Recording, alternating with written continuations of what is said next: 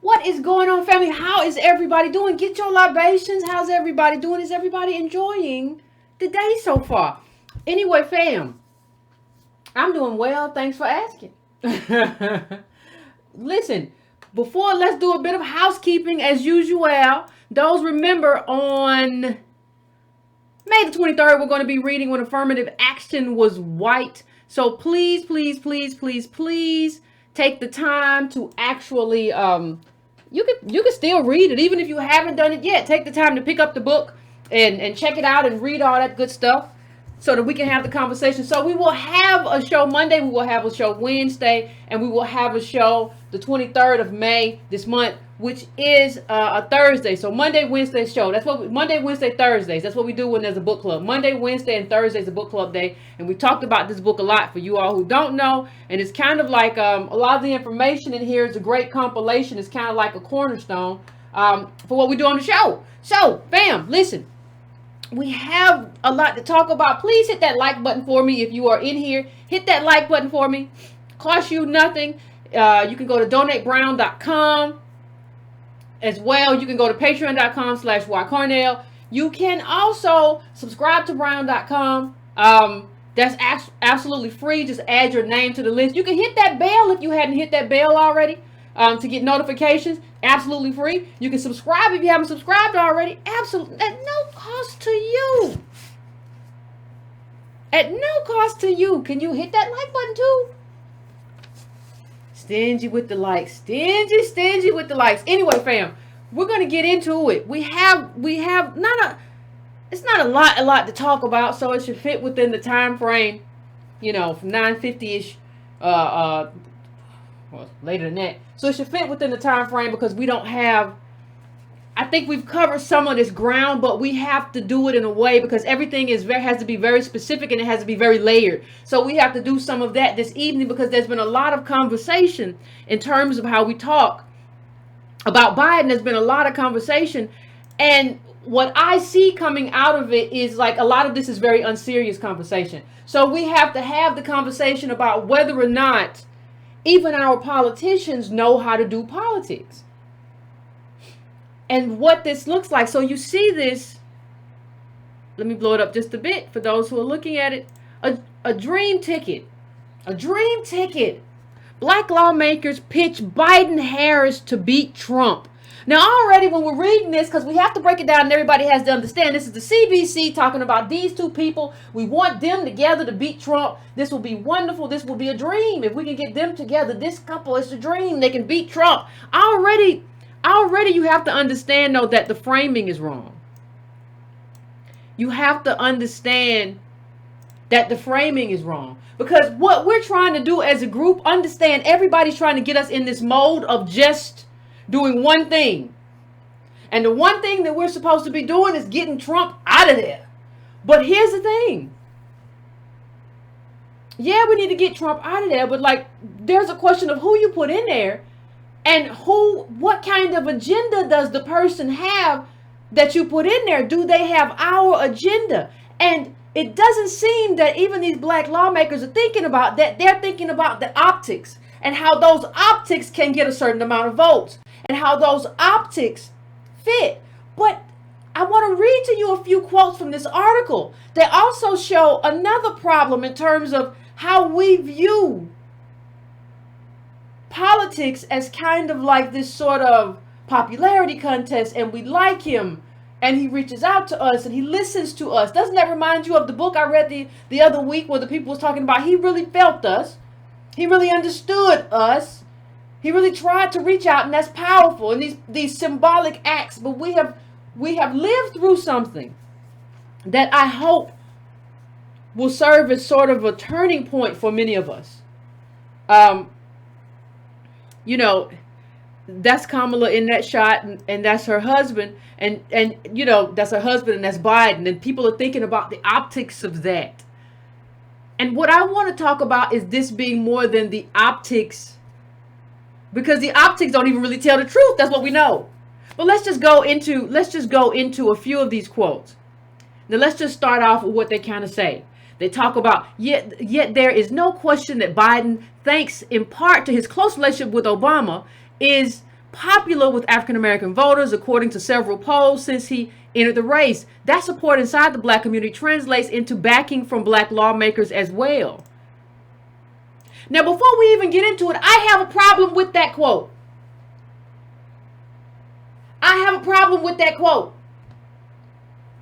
You don't just back Biden because there are people in your community who like him, so they like him, I like him too. No, part of what you have to do, part of what we have to do as a group, we don't get to do that. We don't get to just say that. As a lawmaker, you don't get to say that. Your job is not just to say, okay, well, this is what they feel, this is what they do. That's part of it, but it's a balancing act. You represent your people, you represent your group, but you represent the needs of your group, even if your group is not totally up on what their needs are. You represent your group.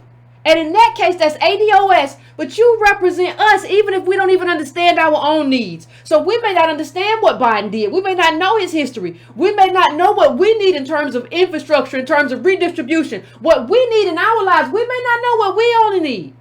We may not be clear on what we need in terms of budgets, but it's your job to interpret that and feed that back to us and then let us know, okay. And then we say, okay, you're right. Well, let's ask this person, let's ask this politician if they're going to give that to us. Let's demand that they give that to us. But see, far too often what happens, and I'm going to go through some of the other quotes in a second, and you'll see it. After I say it, you'll see it.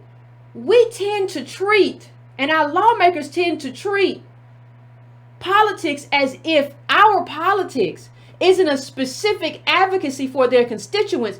They treat it as like it's a horse race. So they treat it like they're doing some kind of interpretation.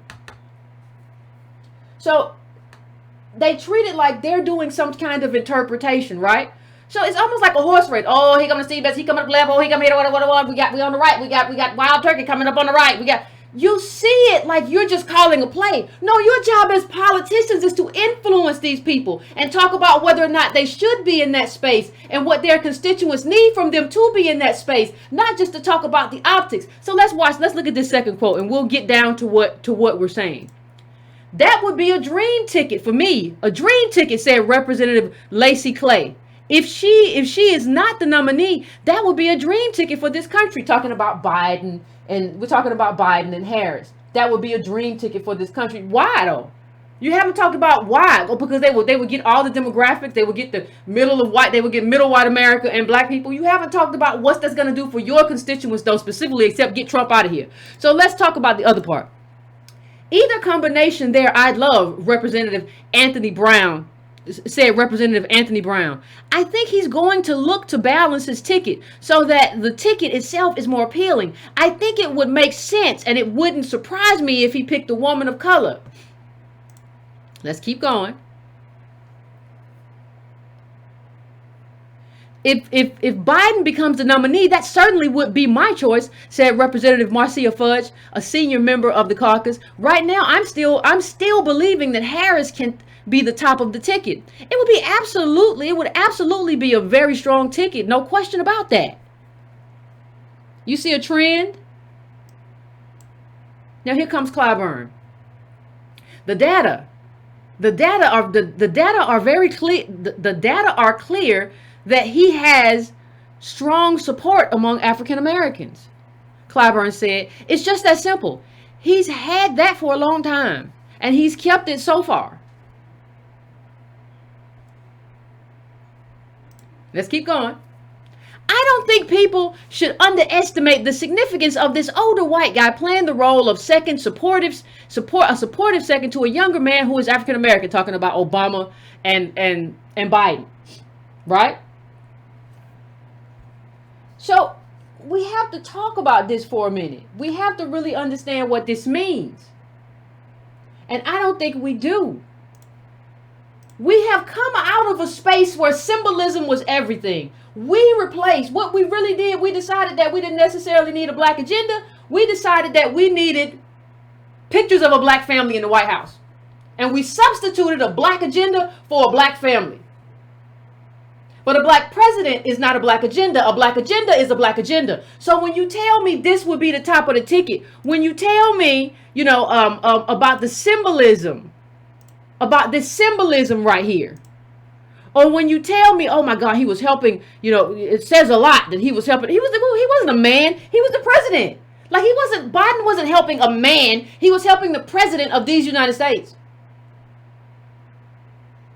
And at the time he was picked, we knew that Obama was the one who was going to do that. He was going to be the nominee. This wasn't an act of charity. Here's another one. Biden is very comfortable in African-American circles. Sometimes a white politician in an all-black setting, you can feel the seed of nervousness, Cleaver said. With Biden, he's just right at home. You can feel it. You can feel he's at home. How nice. How nice that he treats us like people. Isn't that wonderful? Isn't that wonderful?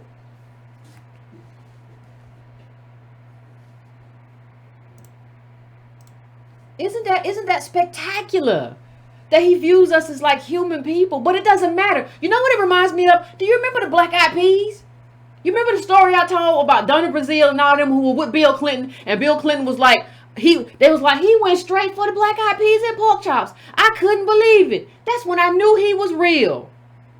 Because he likes good food. I see the same thing happening here. See, what we have to have, I don't think we understand it. When I talk about the creation of race in America, I'm talking about ADOS. I'm not talking about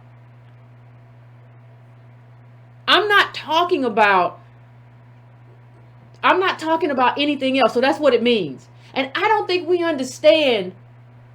You have to understand who your grandmother is and how disrespectful it is for millennials and Gen Xers who got locked up under Biden and his crime bill, because he wasn't just some guy who, a new congressperson who just threw his hands up and, well, I just did what I didn't know no better. No. He was chairman of the Judiciary Committee. That's who he was. He helped author this. How disrespectful is it for you as a black grandmother with what this man did to still say I'm voting for him? I don't gotta know nothing. I know he was friends with, I know he was with Obama, or I know him back in the time of the Clintons or whatever. How disrespectful is that? See, respect has to go both ways when you talk about intergenerational conflict. That's what when you talk about that, and well, why you always go to the boomers, Yvette? Because I saw, look at the polling in South Carolina. Don't worry, I'll wait. Why is Biden polling so far ahead? And we're in a field, we got a lot of candidates. This is not some really closed off field where, it was somebody's turn. It was somebody's turn. No. We have to choose. It's almost as if we make people honorary blacks like we did before, like we did with Bill Clinton, the first black president. And we have to understand that, like, I don't care whether you're trying to make somebody honorary, which is stupid, or whether you're talking about Obama. Like, black identity does not trump black agenda. Black identity does not trump black agenda. It should never have. It never should have. I don't even know how we got here.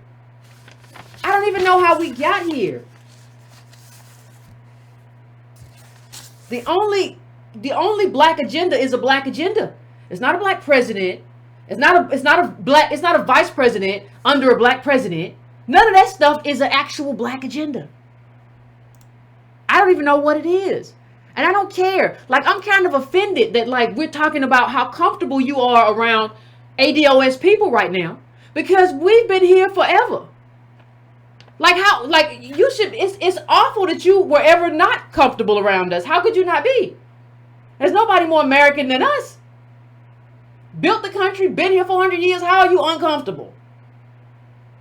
Well, if you're uncomfortable, that probably means that you were in a community there were no ADOS people around. Usually when that happens, that means that community has erected barriers for ADOS to come around. So that says a lot about you and that community, that you've never really had to interact with us. I'm not happy that you're okay being around me. The same guy who said, "Oh, Obama talks so clean." I mean, what did he say? He was so neat and clean. What did he say about Obama? And let me play this too. Let me put this one up. He called me before he made his announcement to fill me in, and I was honored that he will call me and let me know, said Val Demings, who has not endorsed the candidate yet. You were honored that he called you.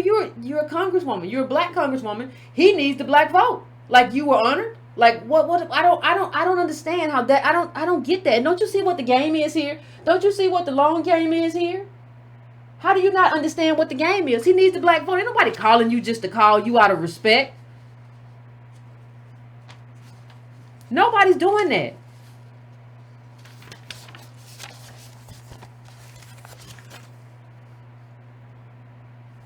You know, Biden has I think he has a 31-point lead in like South Carolina.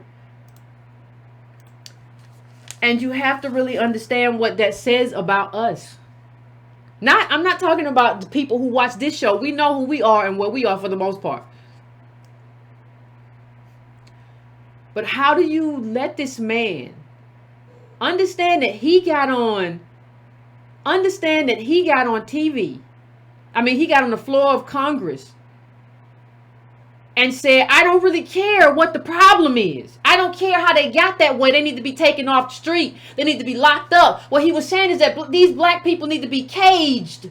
And I don't care. You understand what that means, though? That means that these people, when you talk about Biden, what they're doing and what they did was create a dysfunction. So you make us a bottom caste. Anytime you make any group a bottom caste, you create a myriad of dysfunction in that community. Even though the crime rate was about to tick down. And even though incarceration doesn't, even though mass incarceration doesn't drive the crime rate down anyway. But what you were still doing is pointing and highlighting and the highlighting the dysfunction in our community. And not just our community, but our community, because you did that. So you create this dysfunction and then you punish it. And then you profit from it. You create dysfunction in our community, then you punish it, then you profit from it. And what does it matter? Because you can come back. You can come back and run for president, and we still gonna love you. There's not gonna be no consequence for what you did to us.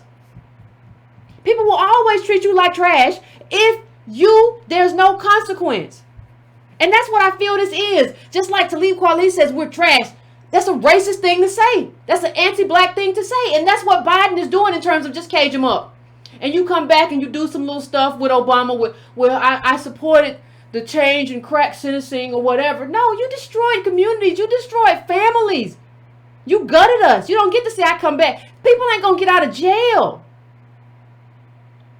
And then the consequence of that, and the consequence of black family, and the consequence, and I'm not even talking about just like husband, wife. I'm talking about the consequence of not having a father, the consequence of your brother going to jail, the consequence of knowing that your cousin is in jail or whoever. Like that's not only from an emotional perspective, but you also have to think about what that means from a financial perspective. That person, we are already only worth $1,700, and that person isn't even in your family to help balance out or to take on something when you can't. You destroyed us. Remember what I always say about how ADOS didn't just endure slavery, but we're re-enslaved every generation. And I think we have to really understand that's what he did. Not just what he did, that's what he was an architect of. And I want to make this really, really clear. Because he talked about, what he said something to the effect of, well, no, he defended himself. He defended himself with the crime law and for the climate revolution. I mean, for the climate revolution or whatever. But I want you to just pay attention to what he said. This was in Bloomberg. So I want you to pay attention to this. 1/3. He said 1/3 of the 10 billion was for prevention. Biden said, I got made fun of. I got made fun of because it's just Biden spending money, not fighting crime or prevention. Now understand, this is revisionist history. Because that's not what you said. You said these people got to get off the street. You didn't say nothing about any of that stuff you're talking about now. You're trying to rewrite history over there. You and Simone Sanders and whatever y'all doing. But he says we also set up drug courts so that we could divert people. They should be treated not in jail. Biden. And he said that was a different time. You've got to remember how it was in the late 1980s. Some places were pretty lawless, and there just was bipartisan support. Now understand something. You know, before she went off on the immigration thing, we had, you know, Michelle Alexander did a great piece. It was about Hillary Clinton, but a lot of it was about that same crime bill. With them, it was super predators. With Biden, it was let me get up on the Senate, let me get up on the floor, let me get up on the, let me get in Congress right now. And give this whole thing about how they just got to be locked up. This was coordinated. This was not something that just happened. He's trying to like now not take responsibility for his actions, but this didn't just happen. You did this. It was an intentional act, and it was to be good. It was going to be because you all as Democrats had decided. I can't tell the difference between Biden and a Republican, can y'all? I mean, just tell me. Can you tell the difference right now between Biden and a Republican? I can't. And they had decided that the way to win back white voters was to out Republicans. And the way to do that is to be as anti-black as possible. When I say that, I mean ADOS, be as anti-black as possible. If you kick around a bunch of Negroes, you gonna get them because you have to play the white racism, and that's what Biden did. And you have to really see that. It's in here, the idea of a federal three strikes law in his 1994 State of the Union address, and months later signed a $30 billion crime bill that created dozens of new federal capital crimes, mandated life sentences for some three-time offenders, and authorized more than $16 billion for state prison grants and expansion of police forces. Now understand what I'm saying here. What you're doing is not only doing this on the federal level, you are incentivizing incarceration on the state level as well. So you're dangling a carrot in front of the state. And in terms of federal level, you got this three strikes and all this stuff. That's what you're doing. And you and the Clintons were doing this together because you all decided as a party that you had to outright the right. That you had to do whatever you had to do to black people to prove that you were hard on crime because you wanted to win the election. If none of that was about caring about us or doing anything that was good for us. Let's bring this second part up. When Clinton left office in 2001, the United States had the highest rate of incarceration in the world. Human Rights Watch reported that in 7 states, African Americans constituted 80 to 90% of all drug offenders sent to prison, even though they were no more likely than whites to use or sell illegal drugs.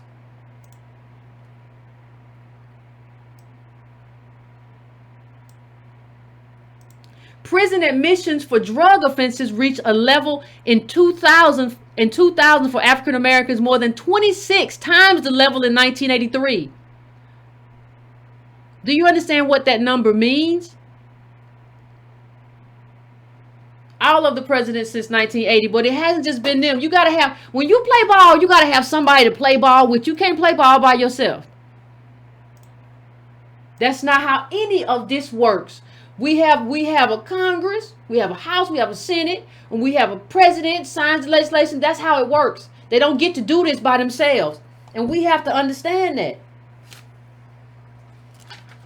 Politics is the politics of influence. How does this man get our support? Why? Why? It doesn't make any sense. You know, when you think about politics and how we understand politics, we're supposed to be influencing outcomes. As people who do this, whether I do it here or whether it's in Congress, we have a group, and you have to have, this is a time when I talk about race again, ADOS, but we have to be race people. Our politicians have to be race people. Our advocates have to be race people. When you're in that room, you have to be a race person. You cannot be a party person first. We're not at that point. When you're normalized within America and you have the same wealth distribution as everybody else, then we can just be people. Because that means we've destroyed whiteness as a thing, as an advantage, as something that eats off the failure of blackness. But until you do that, our politicians, our advocates have to be race people. You don't get to sit back and say, well, and you don't get to armchair nothing and say, well, you know, I see Seabiscuit, he's coming up from the left. I don't care. There are people who get paid to be political pundits. You are not that person.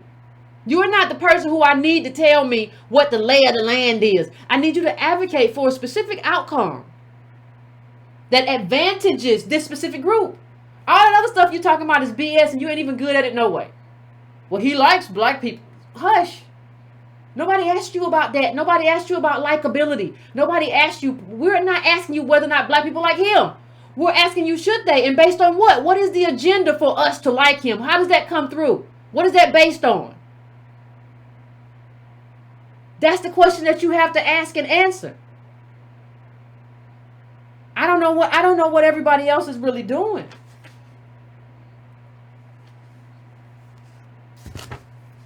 Like, let me just go to the next clip, because you really have to. You really have to understand who he is and who he was. There was a good article in Vox that kind of laid out Biden. And it says Biden didn't just support the war on drugs, he authored large chunks of it. Biden helped write and pass two pieces of the most important pieces of federal legislation in the war on drugs, the 1986 and the 1988 laws, and in particular helped create the sentencing disparity for crack and powder cocaine, and he was at last partly behind the other laws that perpetuated mass incarceration and increased police powers. Now look at this. During the 1980s and 90s, America was in the middle of a crack epidemic and a huge crime wave. In response to this, Republicans and Democrats competed to look tough on crime, enacting incredibly punitive policies at all levels of government that focus in large part on imprisoning as many people as possible, especially ADOS. It doesn't say that, but you know what it is. On the Republican side, these efforts were led by Ronald Reagan and George H.W. Bush. But on the Democratic side, Biden, as the head of the Senate Judiciary Committee, was a major leader in these efforts.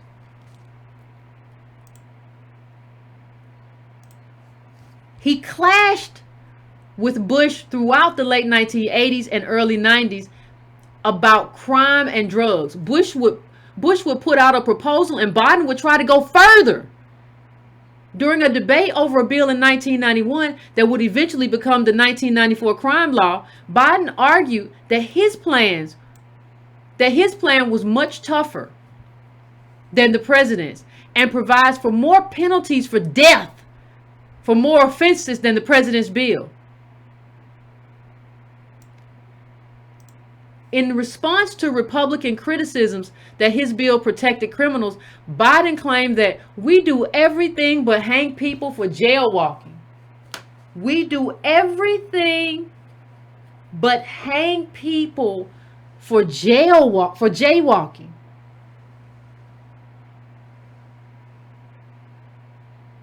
Think about that. I want you to really think about that.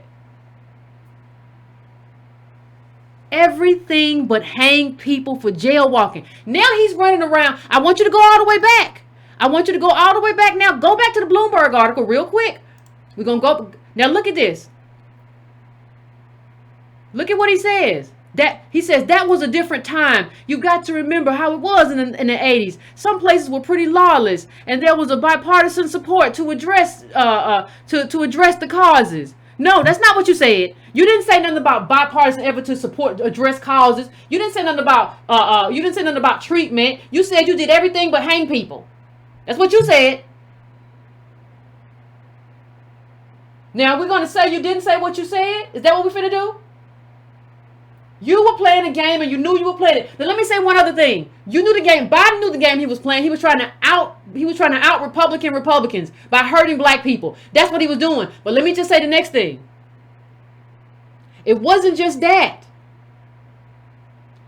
You have to always be wary of people who wield power, but do not accept the responsibility for the power that they wield. Let me say that again. Be very wary of people who wield power, but do not accept responsibility for the power that they wield. Now he's trying to back out of it and basically say everybody was doing it. Well, it was a different time and people was lawless. It was the wild, wild west and I didn't know what was going on. It was people everywhere doing everything.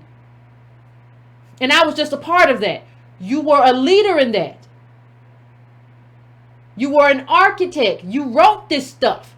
You were chairman of the Judiciary Committee. You are abdicating responsibility, and I don't trust anybody who wields power who will not accept responsibility. You saw that with Kamala Harris too, with something happened. Well, I don't know what my office was doing. When I found out my office did that, but I don't know why they did that. Well, are you a leader or not? Just tell me. Just let me know. Because leaders accept responsibility for their soldiers. We know Biden, you did that stuff and you're trying to rewrite everything. But are you all? I don't trust people who are in leadership positions but don't take responsibility for their role as leaders. That's who you were. You haven't owned up to it. You didn't own up to Anita Hill. Well, I wasn't the only. I mean, I don't know. I'm sorry, but I don't really know nothing. I could necessarily do any differently. I don't know. I mean, you say different. You say potato. I say potato. And what? No, you don't get to do that. No.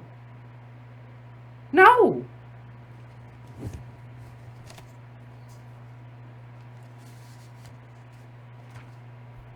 No. How you gonna hang everybody? How you gonna hang everybody for everything except jaywalking? I think people. There was a great article about how black people get caught up with jaywalking now, like jaywalking, like walking while black. Everything but jaywalking, everything but crossing the street wrong. That's what you hang up people for. That's a very intentional thing.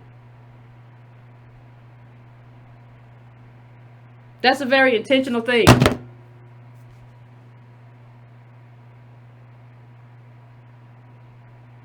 I don't understand what we're doing. And I don't understand how we're supposed to get where we get as a group. If the people are just saying, I like him. It doesn't make any sense. So let's just go to a few other aspects of it. The Comprehensive Control Act. This 1984 law, spearheaded by Biden and Senator Strom Thurmond, expanded federal drug trafficking penalties and civil asset forfeiture, which allows civil. These are parts of that crime bill that Biden didn't know. He had no idea what was going on. Which allows police to seize and absorb someone's property, whether cash, cars, or guns. And listen, how much have we read about civil forfeiture? I was reading an article in the New Yorker from a while back about how a woman was talking about how she lost her house because they arrested her grandson or something on the property for marijuana or something. She lost the whole house. People who, we've even had cases where if you can't prove that the money's not illegal, then it's illegal. Like, you haven't proved, like, there have been people who run a cash business and they get caught with the cash in their car. That's what he did. So not only do you go to jail, but like the police can steal from you, which actually incentivizes crooked cops. That's what Biden unleashed into our communities. And we're still living the repercussions. We're still living the consequence.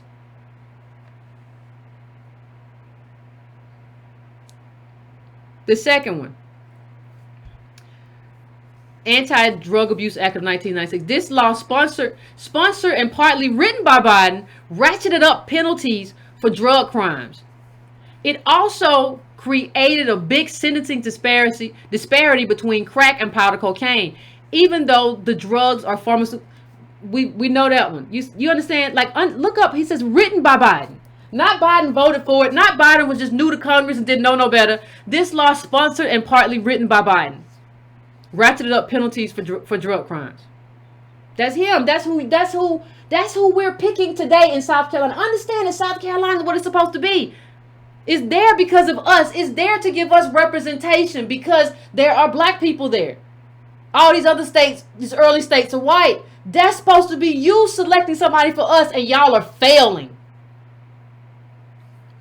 This is from New York Magazine. Biden worked tirelessly over several decades to make America's profoundly racist criminal justice system more punitive than any other advanced democracies. Biden is famous for his lead role in crafting the 1994 crime bill, or as Senator preferred, or as the senator preferred to call it, the Biden crime bill. You owned it. You called it the 1994 Biden crime bill. You tried to name it after you. When it worked, you named it after you. Now you don't want to own it no more. Now you just like, it's a different time. I don't know. No, you got the benefits of that. Y'all all got the benefits of that. For that period, you won white America over. You won white America over at our expense. You got what you wanted from it, but you crushed us.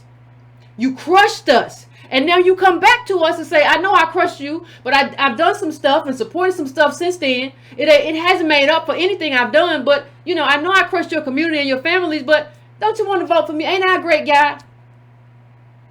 And this is why in politics, we don't get taken seriously. Because we don't hold anybody accountable. There's no consequence. There's no consequence for any of it. You can do anything to us. And if you're nice and you show up and you eat our black eyed peas and the pork chops and the cornbread, then we're okay with it. You were real nice and you called me on the phone and let me know, and I appreciated that. I appreciated that. And that's a dream ticket. With the top cop of California and Joe Biden, that's the dream ticket. How does an ADOS person say that? How does a black person say that is the dream ticket? California's top cop. And I do everything except hang people for jaywalking. That's our dream ticket. That's what y'all doing in South Carolina. That's what y'all doing. This is why we can't get nowhere. Like, we already know this, but let's just go over it. Let's just finish this part up. Violent Crime Control and Law Enforcement Act, the 1994 law, partly written by Biden, imposed tougher sentences. Increased funding for prisons, contributing to the growth of the U.S. prison population. Understand, if they build a prison, they're gonna put people in it. That just is what it is. If they build the prisons, they're going to put people in it. Ain't no building of a prison and nobody goes in it. No, once they make a place for you. And please understand this. I want everybody to understand this. This whole setup is a way also for America not to deal with reparations or race. So if you create this dysfunction and we don't have jobs and we don't have access, well, if you just lock them up, that'll just take them out, and it takes them out of the employment numbers and all of that. So it looks like we don't have high unemployment, and you don't even see their failure if they're in jail. You don't even know that, like, they don't have opportunities if you lock them up at this high number. You don't know. And we don't have to deal with reparations. We'll just lock these people up. We're not going to deal with why they're failing and how to fix what we did to them. They just put them in jail. Problem solved. You don't have to deal with race if you just lock people up and put them in jail. You have to do that when they're on the street. And when they're poor and when they're saying, I don't have nothing, I don't have an opportunity, what's going on with my life? Then you got to deal with them. Because then they might too. They might vote. God forbid. But no, you don't got to deal with them. You don't got to deal with them if you just lock them up. Just put them in jail. And then so the problem becomes, well, if we put all these black men in jail, what do we do for labor? What do we do for like blue collar labor? Well, you just develop an open borders thing, and you don't need the black men that you put in jail no more. You just bring labor in from another country that you can exploit because they're not citizens. So you're exploiting these people too, but it's a different kind of exploitation. And they're not citizens because black people got made citizens. These people are not citizens. They can't complain or they can't unionize the same way. They don't have the rights of citizenship. So you can exploit them and then just put black people, especially black men, in cages. Problem solved. That's what Biden did. He solved the problem for America, especially white America, and it frees up jobs for white America too. You ain't got to worry about competing with these people. They in lockup.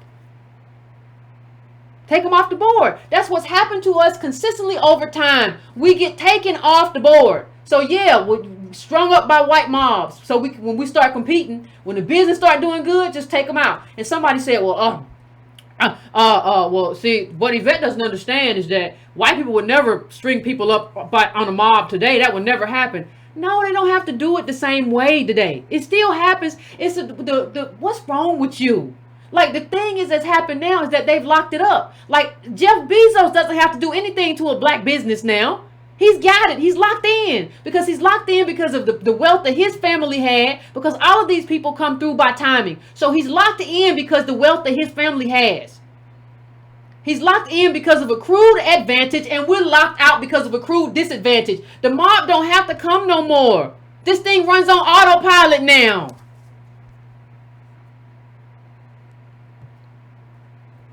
Autopilot. And last week we discussed prison gerrymandering. So you put a prison in a rural white neighborhood or any white neighborhood, and they get a more powerful. They get a more powerful because they count these prisoners as actual residents, so they get more resources and stuff. But these prisoners can't even vote, so they don't get to. So they're not really residents, and they don't get to be really residents of the cities or the communities that they're in.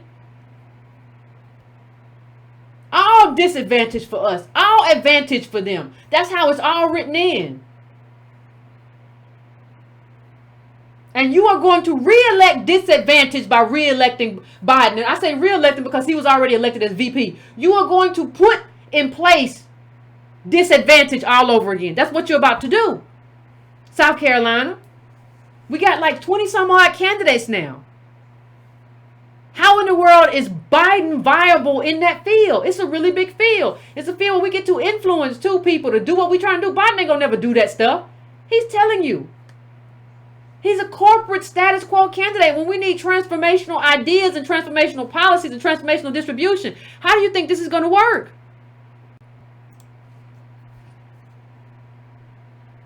How? I'll listen. I'm just trying to figure it out, but I don't see it. I don't see.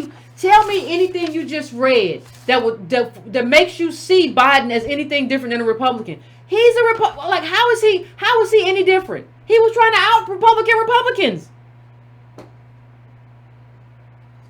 So he's different because he has an R behind his name and he likes your black eyed peas or your cornbread or your peach cobbler, stuffing, gravy, giblet. Y'all better stop making so many banana puddings and start reading about who this person is and their background. Tired of that. He ate my cheese grits. He was really into them. Don't nobody care. I don't even want to cook for you.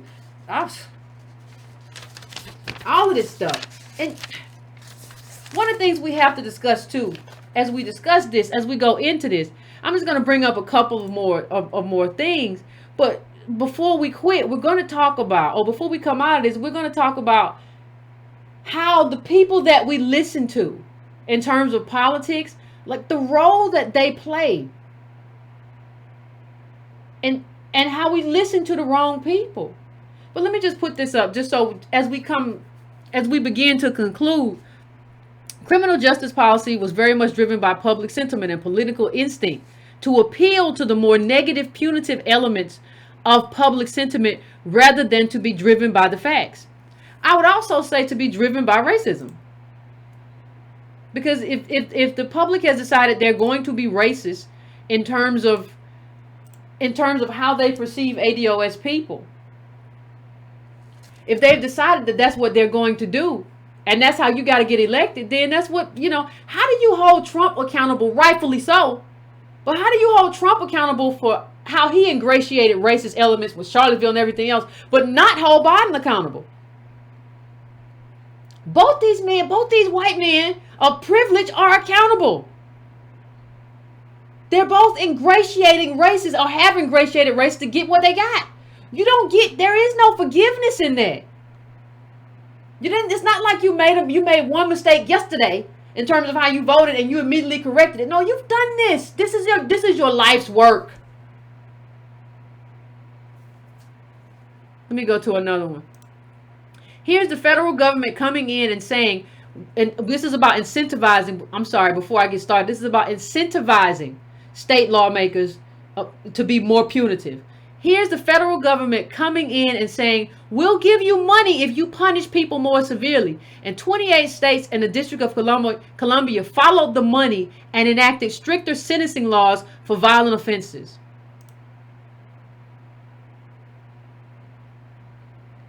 But what we know now is that researchers, including a National Academy of Sciences panel, we're talking about the man in the article, have since found only a modest relationship between incarceration and lower crime rates. And this is why we have here, if you're a black baby born today, you have a 1 in 3 chance of spending some time in prison or jail. That's intentional, people. That's not something that just happened. That's an intentional act. And what we also have to understand, Representative Bobby Scott talked about how he wanted midnight basketball because crime went down, and they were like, oh, you just want crackheads to play basketball. But what I'm trying to say is you have to understand that there were people during that time, regardless of what you feel about any of Scott's other politics, there were people during that time who were saying, no, this is a bad idea. Biden just wasn't one of them. It's not like, well, I couldn't have seen it during that time. That was a different era. I had no idea. I was in a fog. It was a deep fog. It was a dense fog. No, there were people who were saying this is wrong. And you were too concerned about ingratiating racists to really deal with the consequence to us, and you did not care. And so that's why you did it. It was politically advantageous to you to do it at that time. And something different. Now is a different climate, so you have to do what's necessary or what you want to do in this climate for this time. But no, you ain't changed. People don't change like that. You haven't changed. You've just changed your method to gain power. That's all that has changed. You have changed the method through which you have decided that you're going to gain power. And part of the reason that we didn't realize it is because we have spent a lot of time listening to people like this. Like, I want to caution everybody. Like, this whole thing where we elevate people because they have a success in one arena. Now, Me Too got him out of here. But what you have to understand is that the reason that we even engage these people, what expertise did Russell Simmons in 2012 ever have to talk about how Biden is right when Biden said they're gonna put you back in chains, the Republicans. Biden, you put us in chains. Like literal chains, like convict chains. You did that with them. You and George H.W. Bush and you did that. But you Bill Clinton, y'all did that. It wasn't just them. It's not just them. You don't get to say that. But see, we couldn't hear that because we were listening to people like Russell Simmons who didn't know what he was talking about. And so now we're here. Nobody ever should have elevated him. Just like with this conversation, there's no reason for anybody to ever have elevated Talib Kweli to say like we should talk or we should have a conversation. By what right? By what right do you just get to be this guy who trolls online like relentlessly and think that like you're supposed to be involved in some kind of conversation, in some kind of back and forth, in some kind of political discourse? What expertise do you have?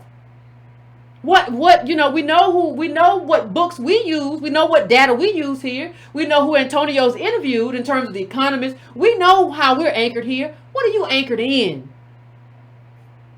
You're not anchored in anything. And you all have led us in a bad direction because we want to be like, well, hip hop has the right to talk. You got to tell me what you're talking about. What are you anchored in? What kind of expertise? You don't get to just talk for the sake of talking and everybody got to have an opinion. We see the result of everybody having an opinion. Your opinion has to be anchored in a reality. Now, if it's not, that's what we're talking. When you talk about reparations, we're having an economic discussion. We're not having a discussion about just what happened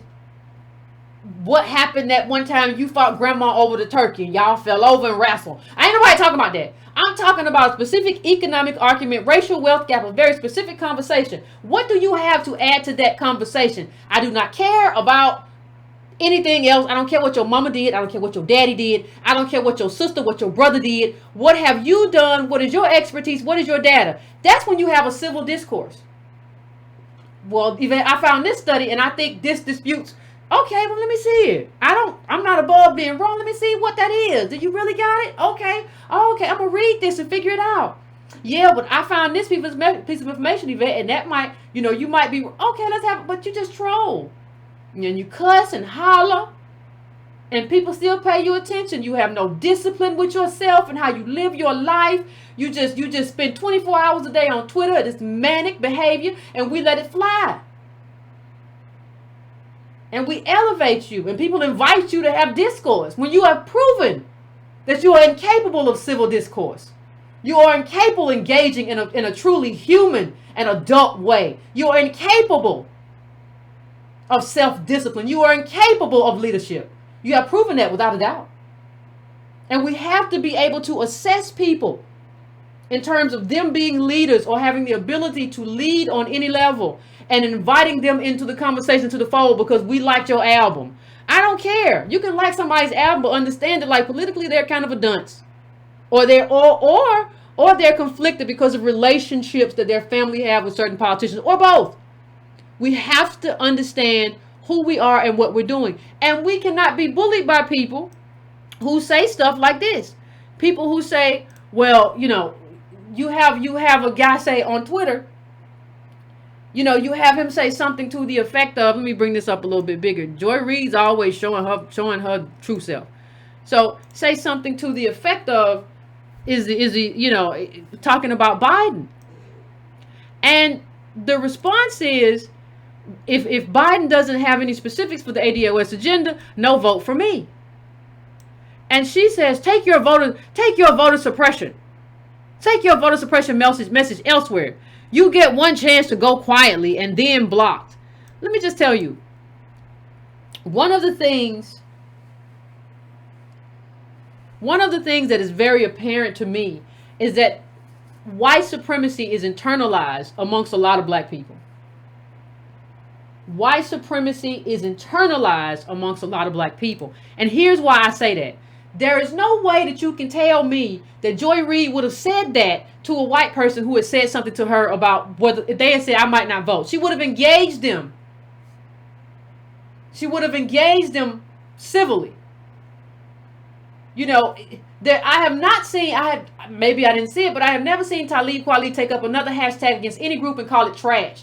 You are not calling Trump. You don't have a Trump voter trash. You don't have a Trump voters are trash hashtag, but you have one for ADOS people who you disagree with, who are not Trump supporters. We've done a whole show about how Trump is going to gut Black America with this tax bill. We were the first ones. Antonio and I were the first ones to tell you that your tax cut was going to be short. Now everybody's running around. Oh, I didn't get the taxes I thought, and they're doing articles about it. We told y'all, we did the math on that very early. But I'm telling you, these people are not running around calling Trump voters trash. They're calling us trash.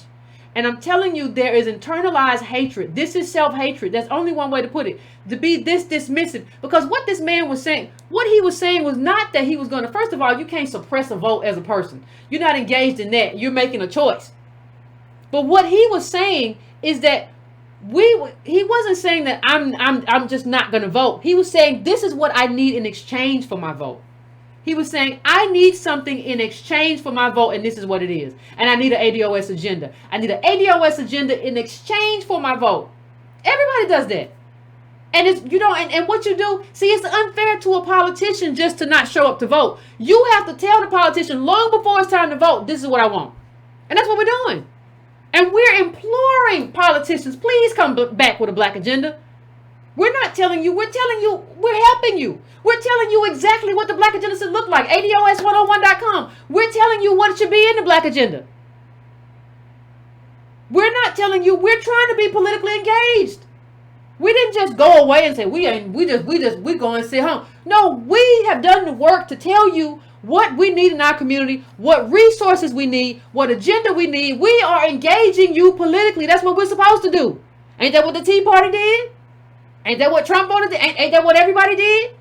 Everybody's done this, but all of a sudden when we do it, we're engaged in voter suppression. No, we're telling you that we're not going to do the same thing we've been doing anymore in terms of just going along to get Democrats elected. We want to get an agenda for ourselves, and we're giving you more than enough time to get that agenda straight so that you can enact it and put it in place. You got time to tinker with it. You got time. But let me tell you, nobody's going to really pay attention to us if South Carolina or whatever just goes straight Biden over. Y'all just fall in love with him. What good is it? At this point, you ain't even supposed to just go for nobody. You got to play with these people. You know, well, a lot of us like this one. A lot of us like this one. We gonna see. You ain't supposed to choose no real front runner at this point. We're supposed to be scattered throughout, and we'll coalesce at some point, and we'll vote as a block at some point when we figure it out. But we ain't supposed to be behind. We ain't supposed to pick a horse this early.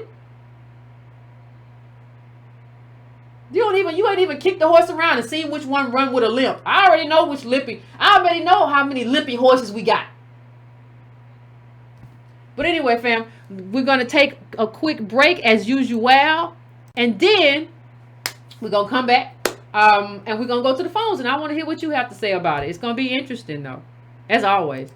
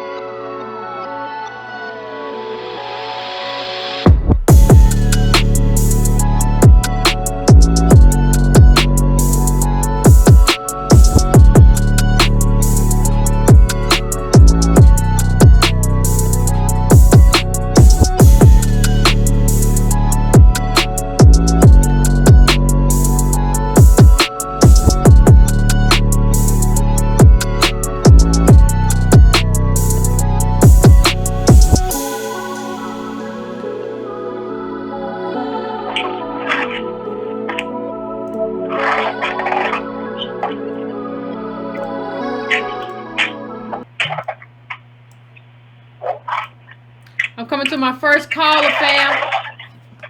What's your name? Where you calling from? Hello? Hey, Yvette, it's Reggie from Boston. What's going on? What's going on, Reggie? How you doing? Hey, I'm glad you got to me because I done had my libation, so I want to try to get through this real quick. Okay. Yeah, I just want to kind of to frame my comments from a kind of a strange point, from the point of Catholicism, because Joe Biden kind of claims Catholicism. Okay. But I know it doesn't kind of resonate with him. But I know a lot of people around the world identify as Catholic. So kind of what I'm saying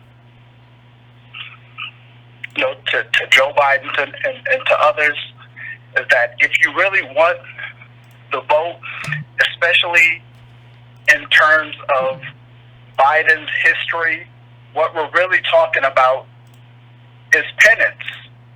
If Joe Biden and also Kamala Harris, since we're talking about her as a potential VP, what you're talking about is penance.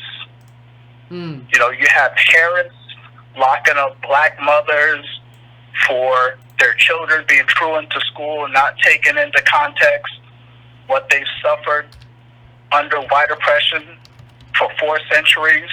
You're talking about Biden with the crime bill.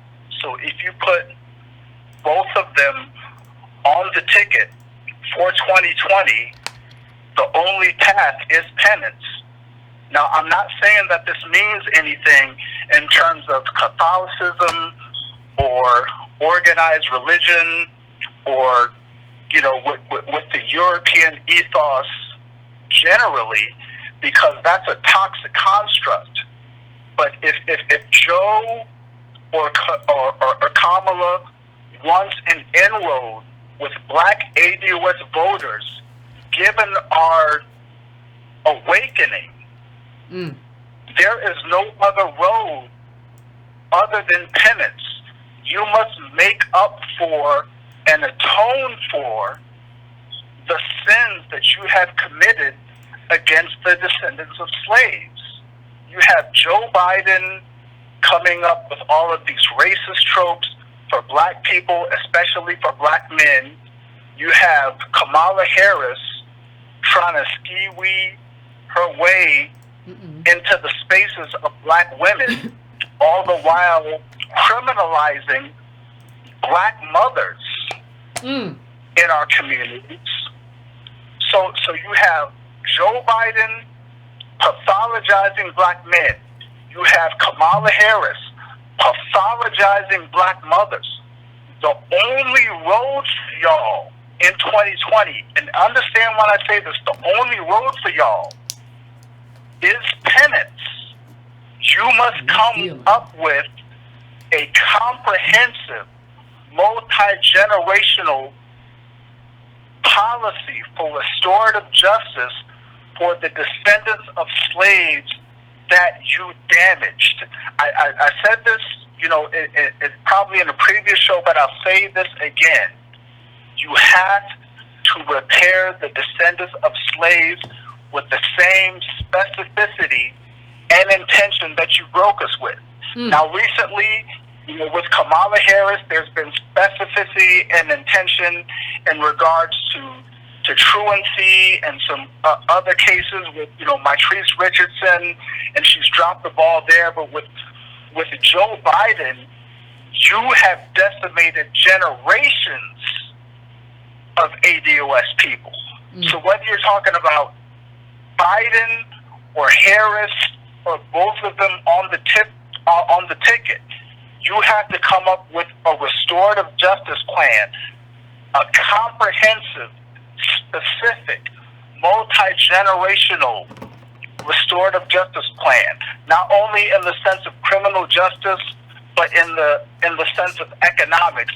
Anything other than that, I promise you, there are ADOS people organizing on the ground. I don't care if you're talking about California, Massachusetts, Texas, Missouri, the South, the Midwest, Appalachia. There are ADOS people on the ground itching to organize, to take you people out. Maybe not on the presidential point, but absolutely on the state level, on the municipal level.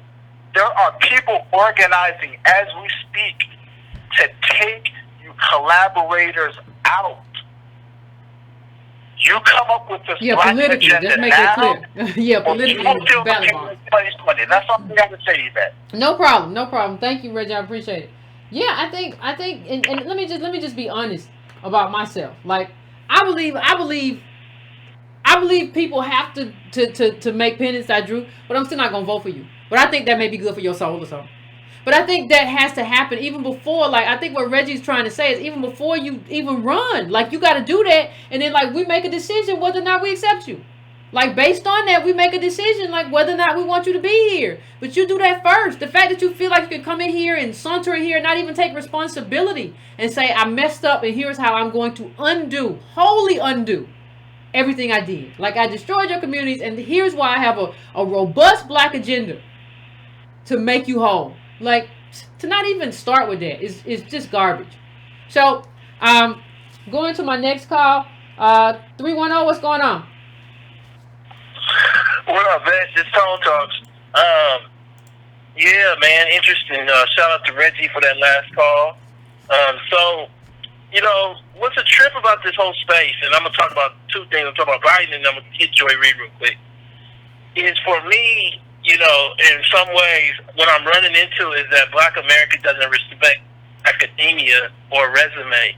And so, I don't feel that's what's happening. Like, Talib Kweli, I guess he's a rapper. I ain't really followed his music.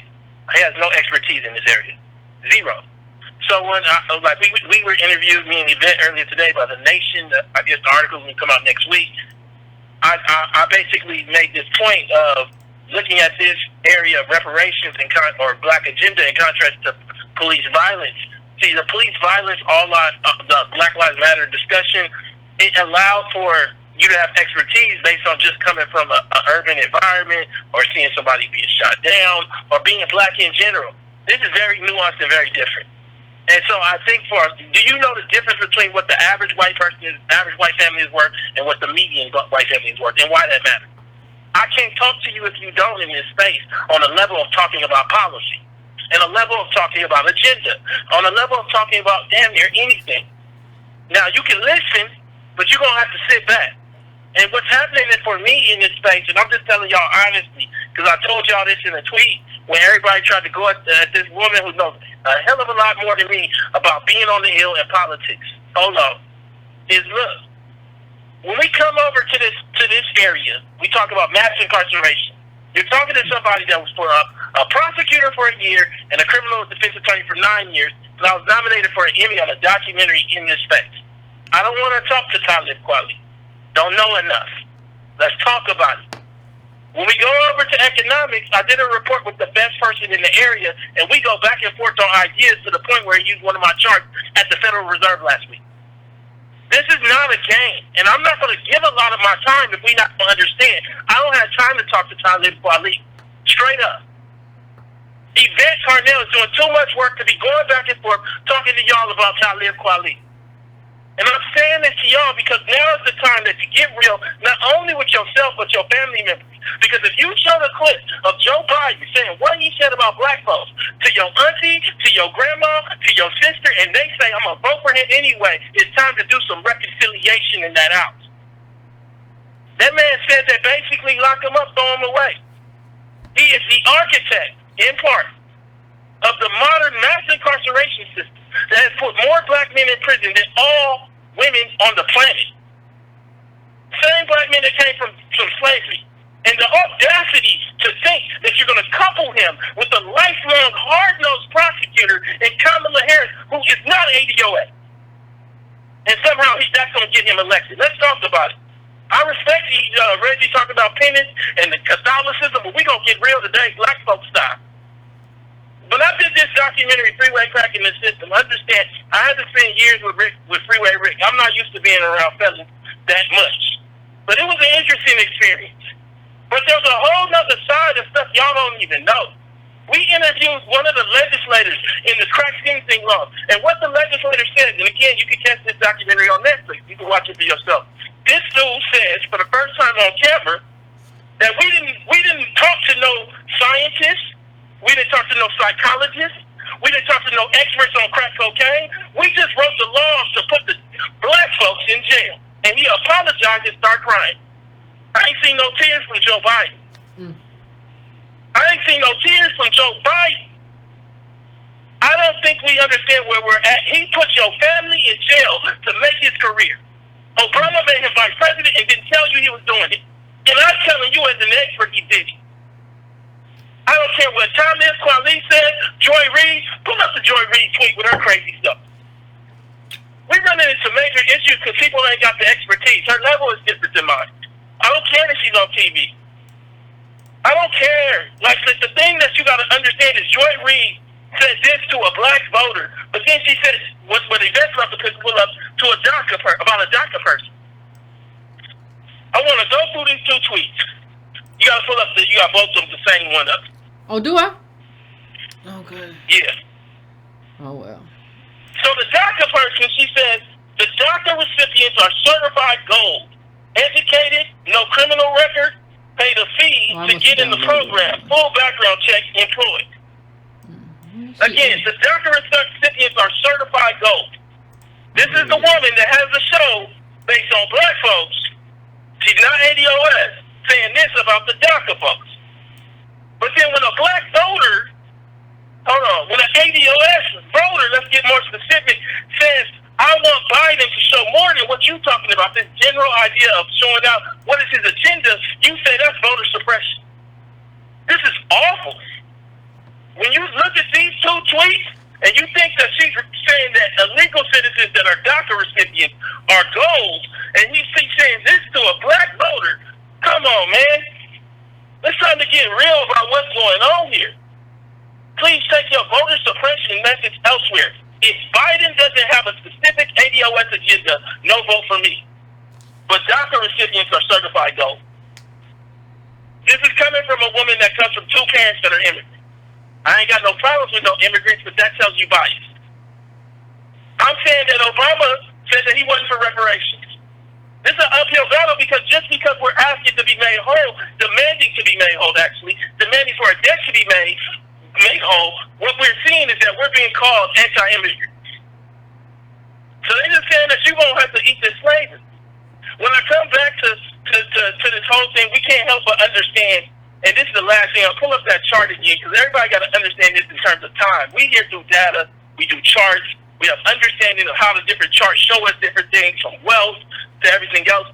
But we got to go all the way back to why your grandparents didn't have to sell crack and why your father might have. We got to look at what happened when Reagan is elected. When trickle down is taken into made policy. And we moved from a world where black folks had homes to black folks being starved in the ghetto. No more jobs, deregulation, government jobs start shrinking, the garbage men jobs start going away. I think for a lot of us, we want this thing to all just kind of like go away. And when we think about this thing and we look at it overall, what's happening is it's not going to go away without us doing politics and a soul reckoning within Black America. It is awful that man is getting that kind of vote in South Carolina. And if that's the case, black folks should be saying we don't want to start in South Carolina no more. They don't represent our national interests. I don't know why you start there. We want to start, I don't care, start in Atlanta, a more progressive, modern city. Because obviously they don't know what they're doing down there. They're looking at whether he eats black-eyed peas or macaroni and cheese. And I'm saying this all to you because I think I come back to it, and we look at the first couple years of Reagan being in office, and one of the stats that I saw is he cut $20 billion with a B in dollars in social programs. That created a perfect environment for the criminality to occur. The criminality that Biden then made a punishment where these men were doing decades in prison. And this is what the actual guy says in my documentary. He says the guy that wrote the law said we shouldn't have ever did this. I apologize. He said we gave them sentences that were decades too long. And Biden now wants us to forget that. And your grandma that's deciding to vote for him decided that she don't want to know that. And you got to live that. So now you got to ask yourself, who you going to make pay? And I'll leave it at that, but what I want to say is that black people out there wake up. Because I'm telling y'all, this is the last train. You know when the last train at 11 p.m. is leaving the station? If this don't happen for y'all, if this ADOS and reparations and a black agenda don't happen for y'all in this cycle, gotta help what happens after these budget cuts start hitting. Thank you. Appreciate it. As always, Tone, come with that fire. That's what happens every time. Tone get on the line, he come with that fire. But listen, It is the absolute truth. And that's why you got to stop playing. And some of y'all are playing in my DMs. The reason I say this, what do you mean, Yvette? Some of y'all are playing with me. In the sense of, you got to know, we try not to throw people away, but we do that too much. Like this whole thing, well, Yvette, you should maybe apologize to Talib. He might feel better and calm down. You're never going to get anywhere that way. You're never going to get anywhere. The problem that we have is not even Talib. The problem is that we have is that so many people elevate him just because of a song he did 20 years ago, or a series of songs, or a body of work, or whatever. That don't mean that you belong in this space. I don't get to go rap. I don't show up at your concerts and just go, just to get by. I don't do that. That's not my role. That's your role up. This is not your role. I don't care who in your family got a PhD. And don't come to me. I don't apologize to abusers. I don't. Because that's not how you get rid of an abuser. You don't get rid of an abuser by coddling an abuser. And that's what Talib Kweli is. He has abused and trolled all of us. He said, F Yvette and anybody who love her. He told somebody else on site. If that's what he told Mark Lamont Hill in this tweet. He said, on site, if you read that thread, on site, anybody, ADO, on site. That's violence. You are an unhinged person. That is a threat. I'm never going to be in a room with you of my own accord. I'm never going to do it. I value my physical health and I value my mental health too much to put me around you. I'm way too valuable to be around you. I love myself too much to be around you ever in this life. So I think you have to understand that, like, when somebody is totally and 100% in the wrong with everything they do, and they are expressing anti-blackness, and they're calling us trash, you don't then fall into my DMs and say, Yvette, you should apologize. And for what? He was wrong. He didn't know what he was talking about, screaming into a void. He should have never been allowed to talk. I shouldn't have had to tell him that, like, hey, it's not screaming into a void to talk about reparations. We really need this. There's an urgency here that I don't think you understand. Anybody who goes manic over that has a problem, or they're a puppet for someone else. There's no way for me to know, but it's still a problem. And that's not somebody that you kowtow to, because what they're really telling you is the same thing that Boyce told us. They're telling you they want to lead this group. They want to funnel all the ADOS members over to somewhere else in Cobra or whatever, so that they can lead and put somebody in place. They can puppeteer, and they can make another $100,000 or something, or whatever they made when they was doing that other stuff in Ferguson, allegedly. I don't know what you get from all them songs. I don't know if it's enough. And you're getting too old to be on tour. Your body ain't built for that. So I'm going to my next call. I'm going to 615. What's your name? Where you calling from? What's on your mind? Hello, Yvette. My name is Dean from Nashville. What's up to the Franklin Brown family? What's going on? This whole entire week, I'm very, at this point, I'm really disappointed in a lot of our people in the ADOS community, because just they call now, they trying to merge this Biden and Kamala Harris ticket like it was so many years ago with Barack Obama and Biden. And we're starting to see people among us that are getting caught up in the aesthetics of it, like we did before. And this whole idea, we got to get Trump out of office by any means necessary. We got to get him up out of there. And it's like, okay, you based off Biden's record, and then you look at Trump, you're trying to replace one anti-black bigot with another anti-black bigot. And it just shows a sign of a lack of intestinal fortitude. And having intestinal fortitude is the only thing that's going to be able to push reparations for our people. You know, because it just goes back to what you were saying earlier.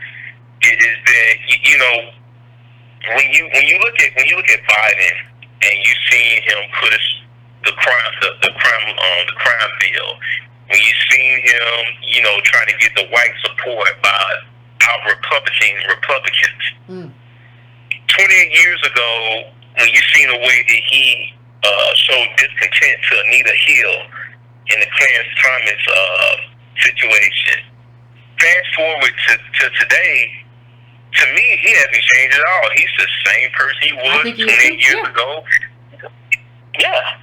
So I can't cast my vote to him. Casting my vote to Joe Biden or anybody else in the ADOS community is like casting pearls onto swine. Uh-oh, you get biblical on. That's the same out. But I mean, at the end of the day, our people, if we're gonna get this reparations thing really moving, it's gonna have to be backed up with intestinal fortitude, and nothing else will do. But let me just say this. Let me say this. The time and Yep. Let me say this, fam, too. Now is the time to tell a candidate you don't mess with them. Like, you don't tell the candidate you don't mess with them like the day before the election. You tell them right now, we don't mess with you. Move over and we got 20 other people out here, 22 or whatever the number is now. You got to get out of here because the ADOS don't support you. Let's talk to these other ones. Now's the time to tell these people they got to go.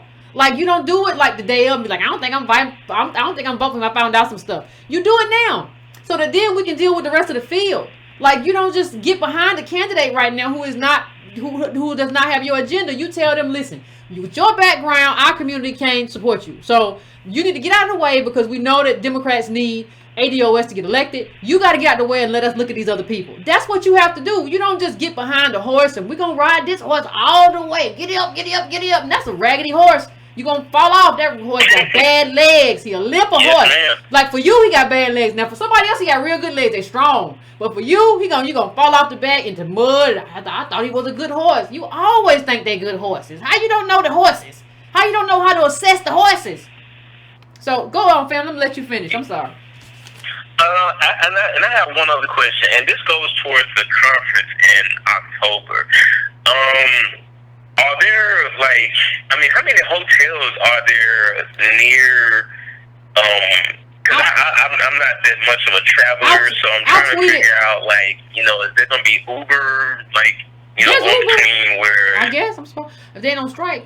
I mean, the thing is, I'll try to retweet. Like there are hotels that are working with us. So I will try to, probably not tonight, but tomorrow I'll retweet the list. And there are, they're not, it's a black community. So that's the thing. There's no hotel like right there, but there are hotels nearby that won't cost you a whole lot of money to navigate back and forth too. Because Louisville is kind of straight. It's not like a confused little zigzag where you be like, I've been in this car 30 minutes and I ain't got there yet. No, it's not like that. So, but I'll tweet out the list of the ones that are there that we're working with. I'll try to do that sometime tomorrow. I know it won't happen tonight, but it'll happen tomorrow. All right, thank you very much. No problem. You have a good one. I know as well as anybody else. I've been in cars and be like, what? Well, how? I'm at $30. What you doing? Whenever we get there. The Google Maps say you could have been there. I don't know what you working with. We go fight in the car, but I understand. I'm going to the next caller. I'm going to 202. What's your name? Where you calling from? What's on your mind? My name is John from Jersey. Peace, Yvette. It's an honor to speak to you again. No problem. How you doing? What's going on with you? I'm doing all right. I want to say, first of all, I appreciate you doing something that we can obviously do, even in the position that we're in, that's control our awareness. You and Tone, especially him bringing up the Federal Reserve numbers, because I feel like the Federal Reserve can play a big part in the reparations process. But to get to the point, the Democrats are data-driven, and the data has shown that our elders or the boomers or whoever you want to blame, they've given up. They've definitely given up. And the evidence is in people like Al Sharpton and Joy Reid. We haven't got rid of our traitors. We don't stress academics anymore. We have a lot of problems that we honestly shouldn't have. We have a situation in this country where I won't even say half, probably 3/4 of D.C. is under the thumb of some people overseas. I won't name them, but everybody knows what I'm talking about. And they're number 2 in the world when it comes to technology innovation. And they're less than 8 million people. So there's just a lot of failure on our part that we need to absorb, and and hold people But accountable. let me just ask a question though. Let me just ask a question though, fam. Do you think they've given up, or Okay. I'm not old, so you know I'm middle aged, but I'm not old yet. I'm asking elderly. Yeah. I'm asking, like, do you think that that's kind of what happens when you get old? Like, in the sense of you've lived your life for over the majority of it. Now, I know that there are some ADOS elders in the ADOS, like, Breaking Brown Tone Toss community who are not that way. I talk to them, but they're a specific group. They're not everybody, or they're not the majority. I'm just wondering if, like, it doesn't matter to you as much because, like, you know, you have more years behind you than ahead of you. So, if it's the case, not necessarily that they've given up, but that they've had a good life. Or like not a good life, but like a better life than you in terms of labor had more share of the market. You were able to have a decent job or whatever. And like there is no future. There is only a past for the most part. Or you don't have a long future. I think that kind of plays into like how much you care about. You just kind of want to. You're okay with the status quo. You don't really want any kind of transformation that kind of shakes things up. Because that could hurt you. But if status quo, you know what you're dealing with. I'm just wondering if you think that that's kind of part of it too. I think it's definitely a part, but I think the biggest part is people just feeling broken and being broken. There's a difference between the two. You can feel down, but you don't have to stay down. And I feel like a lot of our elders are doing something that you pointed out earlier. They're replacing idols for something that they're replacing idols for policy. So instead of continually working until the wheels fall off on policy, people are feeling broken and becoming broken. I think that's definitely the issue. Okay. Because if we focused on the things that we need to focus on, we may not be where we need to be, but we would definitely not be in the position that we're in. And I know that for a fact. Okay. I know that for a huge fact. Almost every candidate on the Democrat side has mentioned reparations. Yeah. But who's hounding Barack Obama to even mention reparations? Can we name one boomer or one so-called black leader that is prodding him to even have the words spill out of his face? Yeah, I get it. I get it, fam. I'm gonna go to another call, but I appreciate that. I appreciate your call, and I wanna hit up the boomers in the chat. I saw a couple of 60-year-olds like, I'm 60 and I'm here. I want to know from y'all, like, are y'all friends here too?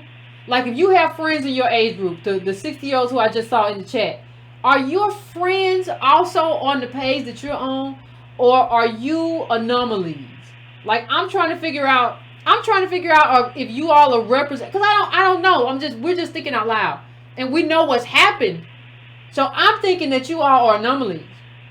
Like, I don't think that, like, and so I want to know, you know, your peer group may be more like you, so that's not a good sample necessarily. But I want to know, like, when you talk to your friends, when you talk to, when you talk to other people in your group, do they feel I'm a unicorn? See, do they feel the same way that you do?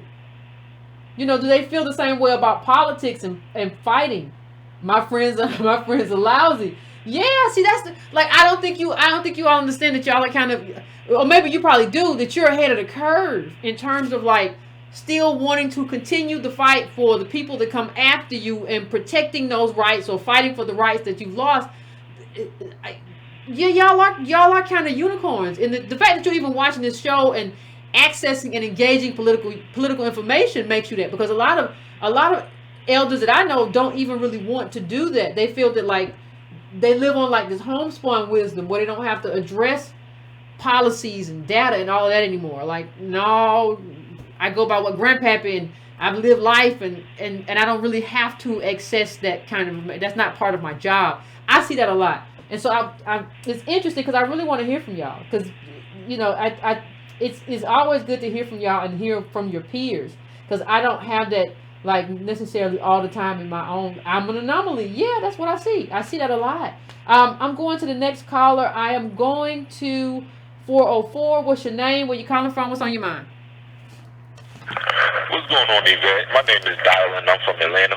What's going on? What's on your mind?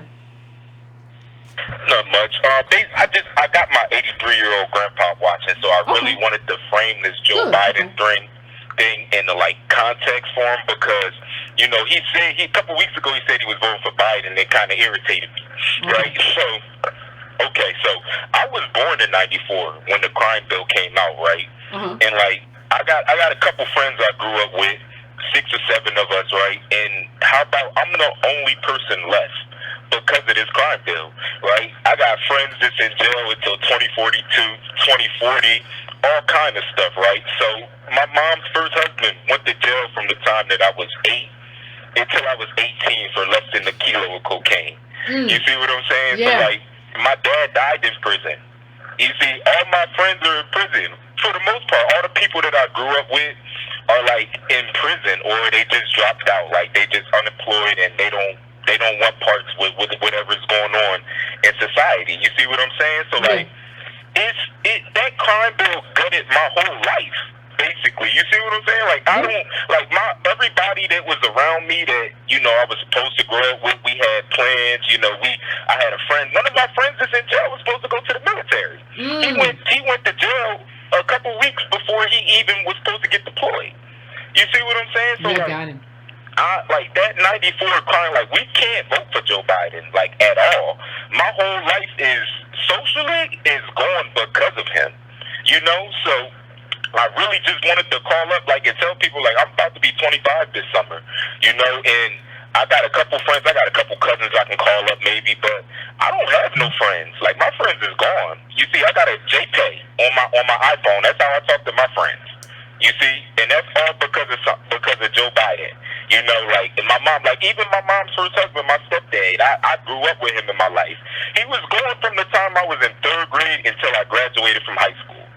You see what I'm saying? Yeah. So, like, it's like I only had my 83-year-old grandpa to raise me, to really guide me, you know? Like, and the '94 crime bill was awful. You know, we can't support this bill at all under no circumstances. You know, it's almost like a horror movie. And I say that with all due respect, in the sense that, like, your friends just vanish. I mean, you know, they don't vanish in terms of they disappear, but that's kind of like, there was an article a few years back about the disappeared black men, right? So they just vanish into correctional facilities. But it's the same thing of never being seen again, because if you're not getting out to 2042, that's the same thing. Or that's the same thing as being vanished or disappeared by your own government. Exactly. And Yvette, like, my uncle got out of jail when I was 11. The whole beginning of my life, I did not know my uncle. Didn't even know who he was. You see what I'm saying? Yeah. And he got out when I was 11. He's married now. He has a good job and everything. He got lucky, but that's because he came home to a family. Yeah. Most people don't come home to anything. You see what I'm saying? Yeah. So it's like I know basically everybody I know is in my life, you know, is got affected by this crime bill, by drugs, you know, and it's like Joe Biden is a no. It's a no. I'll never vote. Well, I just won't vote before I vote for No, Joe Biden. I'm not either. But I think people don't understand too. You know, you say he came home, and like, that's good because him and his family must have had a strong connection. But I don't think people understand what that does. Like, if your daddy, you know, there are a lot of people whose daddy eventually came home, but he wasn't the same daddy no more. He was a different daddy. He wasn't the same man. He didn't have the same temperament, you know, because of what happened to him while he was in there. So it's not even like whether or not they stay in jail, like what happened to them in jail and the kind of mate that person's going to be, or the kind of father, or the kind of brother, or the kind of cousin, or the kind of son. Like, you don't know what happened in there.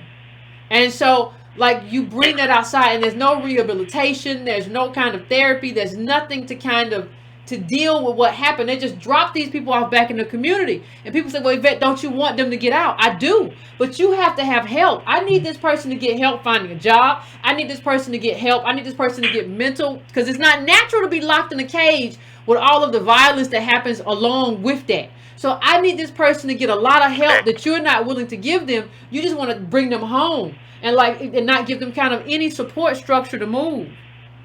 Right? So I don't even think we understand that how much of this is so much bigger than just having a prison sentence. It's about what happens in prison, and even the people who get out, what happens outside of prison. Let's say it's not just about, that's a big part of the people who are never getting out. Like, there are people who will never have a daddy because y'all decided to take these people away forever. Right? But there's also people who come home and they're never the same person. or they become an abusive person. We don't know because of what they experience, because of the trauma. So it's all in there. So yeah.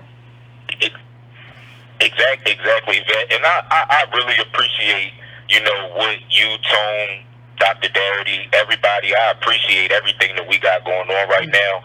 It's growing. Like I said, I got my 83-year-old grandpa watching right now. I appreciate it. You know what I'm saying? He loves you. Tell him I love him back. He's on his iPad right now. He's like, oh yeah, I gotta catch it Monday and Wednesday. I got you. So we making progress. We just gotta understand what happened to us, because we don't. Yeah, no, we don't. We don't understand our own context. We don't understand who we are as a people. Thank you, Exactly. Fab. I appreciate that from somebody who grew up during your era to kind of put like how that impacted you, right? How that impacted you in that specific situation. I don't think we understand it. I think we do, but we don't. Even as a Gen Xer, as opposed to a millennial, like I don't think we necessarily as much, because that was after us. Like, we grew up listening to MC Light and stuff and dancing around, and it wasn't there yet where I was, but I was in the lower middle class community. I don't even know to say what it was for somebody who was in that ghetto at that time. And I think we have to talk about, as we talk about the data too, we have to talk about what that data means for very specific experiences for ADOS people. So I think that was an important call. So I am going now to 269. 269, I'm coming to you. What's your name? Where you calling from? What's on your mind? Yeah, my name's Dale, calling from Battle Creek, Michigan. What's going on? And I just wanted to state that, well, first of all, to that last brother that called, I'm 61 years old. Mm-hmm. And although it may not necessarily mean much, but I just wanted to go ahead and, if anything, apologize for at least the age group that basically dropped the ball in terms of looking out for y'all, that I was part of, Now, and in saying that, I wanted to also say that your group, ADOS, or my group now, because I consider myself a member of it, it brought clarity in terms to how I saw myself, going through the various stages of from being called colored, Negro, African American, Black, or whatever. ADOS, or even at the time when I got exposed to ADOS, I was exploring Moorish philosophy, all in an attempt to go ahead and get clarity in regards to my identity. And for me, ADOS clarifies who I am and what group I come out of. I think that this movement is going to be, if not already, it's the third rail in regards to the political season. And the only thing that I see what's happening is that this third rail is becoming more and more electrified to where they have to confront what ADOS is doing and what it represents.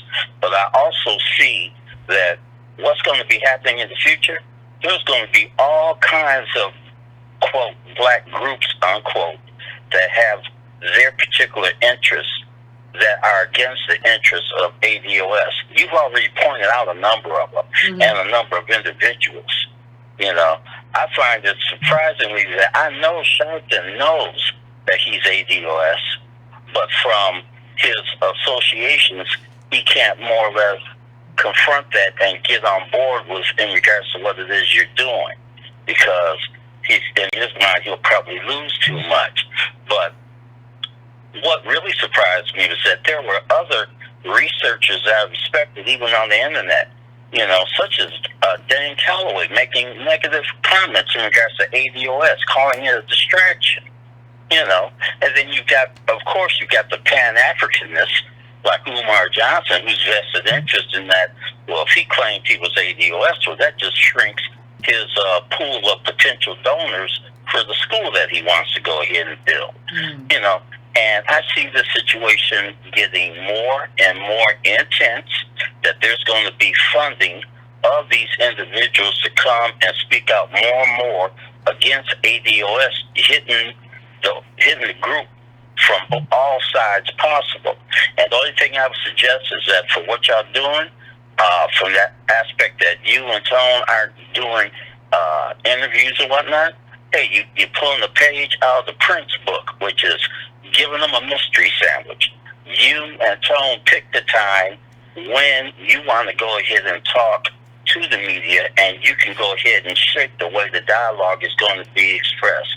I think it's a masterful job for what you're doing. Only thing I could do is come down to Louisville and donate money, at least at this point. But I figured, that's a start. And I just wanted to go ahead and commend the efforts for bringing clarity to me as to who I am and what I'm going to be doing from this point forward. Well, let me just say, fam, I appreciate you and what you said, because it is about identity. I don't think people understand you have to be anchored in an identity. And we have kind of wildly anchored ourselves in a whole lot of identities that don't really make sense. Now, I'm not saying that we can't align with other groups in terms of solidarity if we have agenda items in common. But what we've basically done is we've been running around trying to find an identity, not really owning our identity here in terms of who we are, what we built, what we contributed, and what we're anchored in, right? And so, and not understanding that we're supposed to be building this tribe and building our own web of family and support and all that stuff. That's who we're supposed to be. We're not supposed to be looking to anywhere, any other continent or whatever. We have family here. It's not like we know how we got here. We know we were descendants of slavery as an institution, but that makes us a very specific group. And we have a lot to be proud of in terms of how we fought and how we've endured. We don't have to look back to another continent to find pride in ourselves in terms of who we are and what we've done and what our claim is. So I just, I appreciate it, fam, especially in terms of acknowledging what happened with your generation and everything like that. And I just think, anybody who's calling us a distraction has their own set of problems. Like, how do you describe a group that is centered on a black agenda, a justice claim, reparations? How do you describe that group as a distraction? No, this group is the group that's building to get what we need to be made whole. That is not a distraction unless you're just working for the Democratic Party as opposed to working for ADOS people. So thank you. Well, I'll let you have the last word, Carl. I'll let you finish up. All right, thank you. No problem. Thank you, Carl. I appreciate you calling in. And I appreciate hearing from all these, we had the other week we had the 14-year-old. We have this older gentleman. I appreciate hearing from people in terms of how this all happened and how everything moved and shifted. I'm going right now to 609. What's your name? Where you calling from? What's on your mind? How you doing? My name is Darryl from South Jersey. What's going on, Darryl? Well, a couple of things. Well, I'll tell you, this is a hot topic here. And the first thing I want to tell you is thank you for a little piece of information. Because I'm a boomer, by the way. Okay. But every time I try to explain reparations to young folks that may not be up on what's going on, they're a little leery until I give them that information about the transfer of wealth. And then they say, what? They will say, what? Never knew. And I say, yeah, let me explain further about how that's happening to those people and not for you. And that gets them on fire.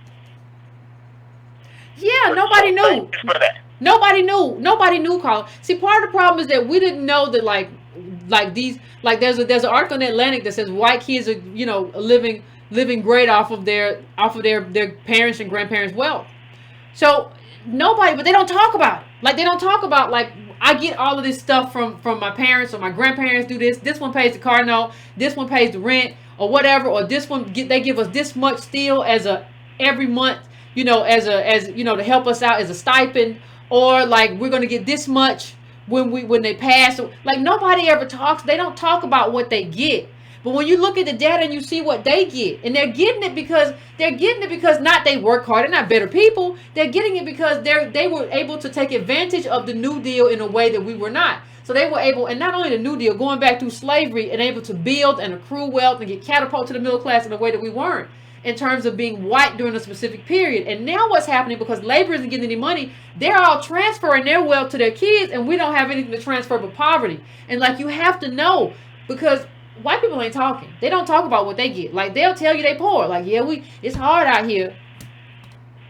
What you said? Yeah, I just told him, I said, look at their lifestyle, look at your lifestyle. You keep telling me you had to drop out of college because of this, that, and the other, but their lifestyle is totally different than yours. But let me get to the point that I really wanted to talk about, because I am a boomer, and I'm a fellow MEAC person. I'm an HBCU Delaware State, so okay, we in the same house. Yeah, all right. I went to school when Joe Biden first hit the political scene in the 70s. And you can imagine how step easy them folks, the black folks in Delaware, used to step because of the how politics and the police in Delaware was. Joe Biden, let me give you a little history. Joe Biden came from Scranton, Pennsylvania, where black folks are incarcerated at a higher rate than anybody else in that area, then moved to the state of Delaware, which is the worst, northernmost southern state. They have in 2000. We're gonna use the data, because everything is data driven. You know, because data is accumulation of information over time. There you go. In 2000, the 2000 census, Delaware had 762,000 people. Okay? Now, they have 60% of the people in prisons and jails in Delaware are black, when you only have 21% of the blacks in Delaware. Now, why is that?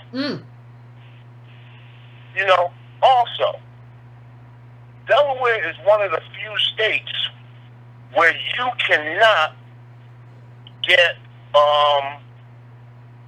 your record expunged. Really? You have to get you got to get a pardon from the government. So that means you have to go through another step to these people to try to, first of all, you got to have the money to do that. And then, if you ain't a good old boy that know a good old boy that vouch for you, you're not going to get that part. And this is where Joe Biden comes from. He's the same cat that said, I'll be damned if I'm going to pay for the sins of my father and grandfather. So hold on, Carlo. Let me just say something. What he's saying right there is that slavery doesn't matter. What he's saying right there is that Jim Crow doesn't matter. That's what he's saying. He's saying that it doesn't matter. Right. We know that we bearing the cost. That's Joe Biden saying slavery doesn't matter. You deal with it. I want to leave the cost with you and your family. You deal with it. I ain't gonna do all that. Go. I'm gonna let you finish up, Carl. Right. So my whole thing with Joe Biden is, don't play this game with me that was this time and this is now. You the same old guy you were back then, trying to go out in a blaze of glory as president. And you don't care about nobody and what you've done. You just stepping to go to another level. You know? So Joe Biden, I'm sorry, he ain't the one. No, he ain't the one. You right, Carla. That's a good note to leave it on. He ain't the one. Yep. And listen, fam. Appreciate it, Carla. We got a lot of different people that we can influence and move. We got time. We don't got to line up behind Joe Biden for what? No, there have to be consequences. You know, if we inflict consequences in terms of he gets knocked off in terms of he don't get our vote. So what happens after that is very simple. Everybody else is like, you know, those ADOS people are really serious. They knocked Joe Biden. He was supposed to be the next big thing, and they decided we got to really pay attention. We got to really deal with black people seriously. These ADOS people are not playing. Then we start to get taken seriously as a group. But you don't have something like this. I can't imagine like having something like this, another group where this person just, was an architect of the destruction of the group, and they say, yeah, I like him. He ate my black eyed peas. I can't imagine that with anybody else. So I'm going to the next caller. I am going to 702. 702, what's your name? Where you calling from? What's on your mind?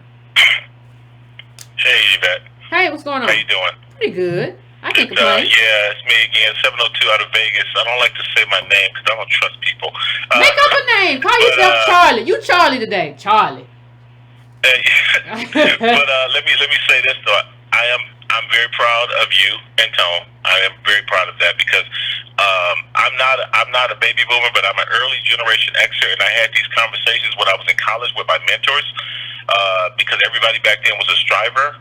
That's where you get the Bill Cosby thing was. Bill Cosby and Busan, when they tried to do the Cosby Show, tried to put that propaganda out there. Their hearts were in the right place, but their tactics were wrong, and we had conversations about that. We had conversations about people, the baby boomers who accepted the fact that people like Joe Biden and others were fine because they were okay. The black people at that time, the boomers in particular, who were token babies, they were comfortable in their positions. They didn't care about what was going on politically, really, because they'd been given those slots, and they were moving into the suburbs. I went to school with a lot of people. You talked about the Africans. I went to school with Africans from Africa who of course were rich by and large, and I got that attitude from them about why aren't you rich because you're living in America. When you try to explain to them that it hadn't been that way for generations, they didn't want to hear it. You had black people who had just been brought up out of the ghettos into those corporations because of tokenism, the Oprah Winfrey thing, and other people like her who were like the first ones to get through that door, and they said all you have to do is work hard, all you have to do is dress right and do the right thing, and you'll be in there. And I was that first wave of black people who that didn't work for. Ooh. And they looked at us like we were insane. They looked at us like we were dirt because they said, this is what's going on. You guys have made a mistake, and it's your fault. And so when people like Biden were there, they didn't really pay attention. They weren't paying attention when the black community was burning up with crack cocaine. They didn't pay attention because it wasn't affecting them in their circle. It was weird. It was the oddest thing I ever saw in my life. I remember sitting in conversations with my uncles and my aunts about how this crack cocaine was affecting the people who I was growing up. I was literally at the first wave. I knew a guy who was selling crack cocaine when we didn't even know what it was. We thought he was selling marijuana. We said, well, hey, he's making money selling drugs. Oh, he must be selling weed, and then he was telling us how, I have this crack cocaine, this thing here.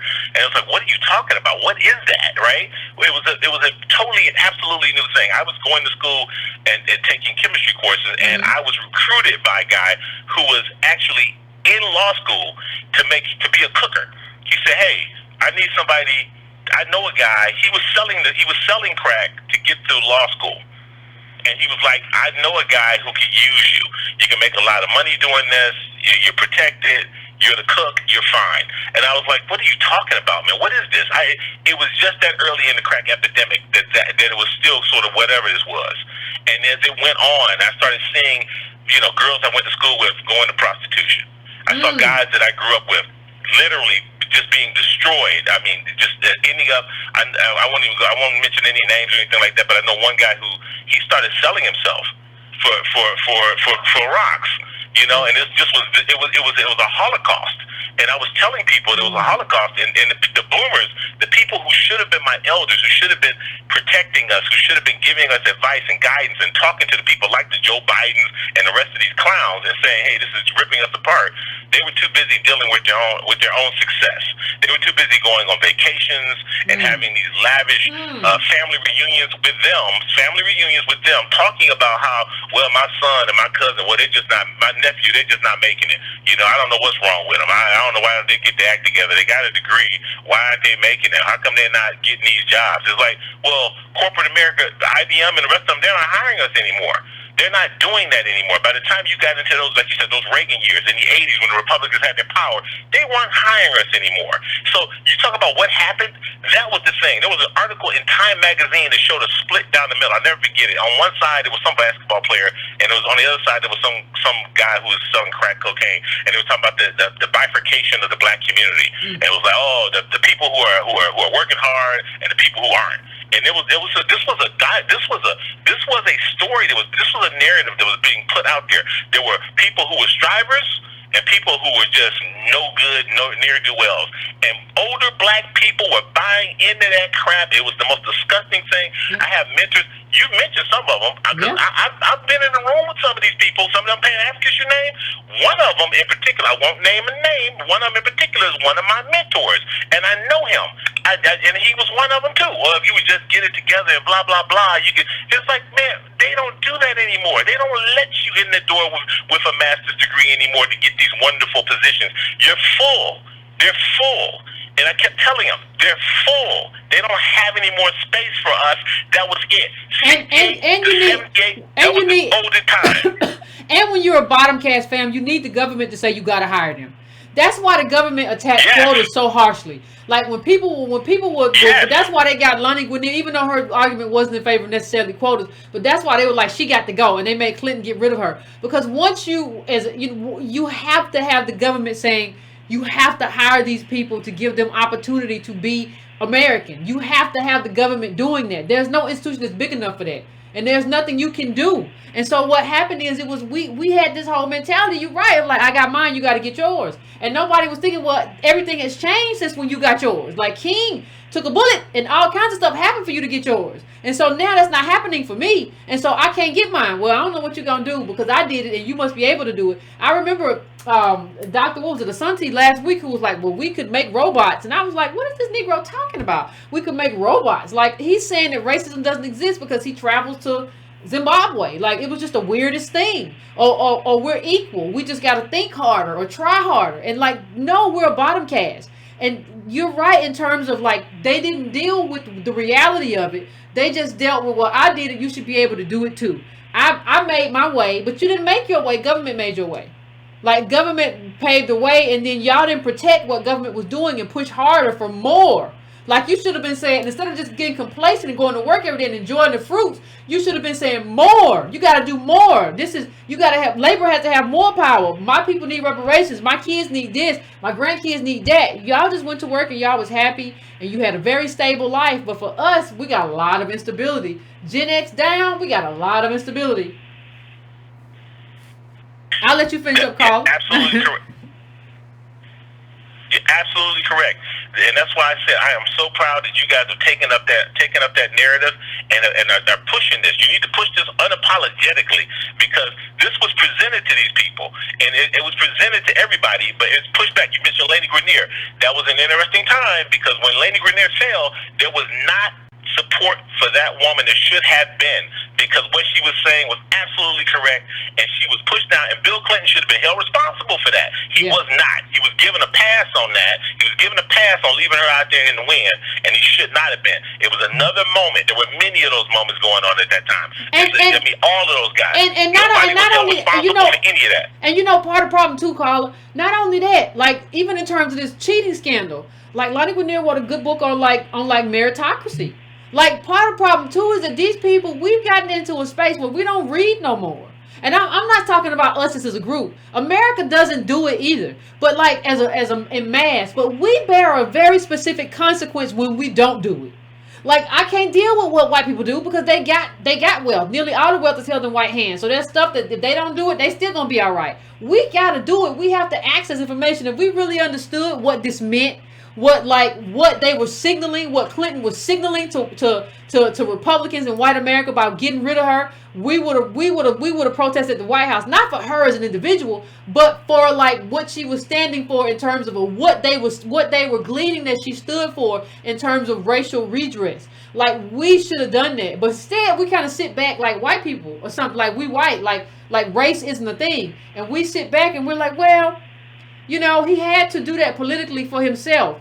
We should never be concerned about what a politician has to do to save themselves. No. That's not my problem. My problem is, what does my community need? Now, if you have to fall on your sword for me to get what I want, I don't care. Don't matter to me. I don't care about sacrificial politicians. I'll find another one. I don't necessarily. And if you're doing the right thing, I always support you. If you're doing the right thing for the right time, all the time, ADOS should support politicians who are part of a black agenda. But I'm not going to say, well, I'm not going to be good politically. Well, if you're not good for me, you're not good politically. It just is what it is.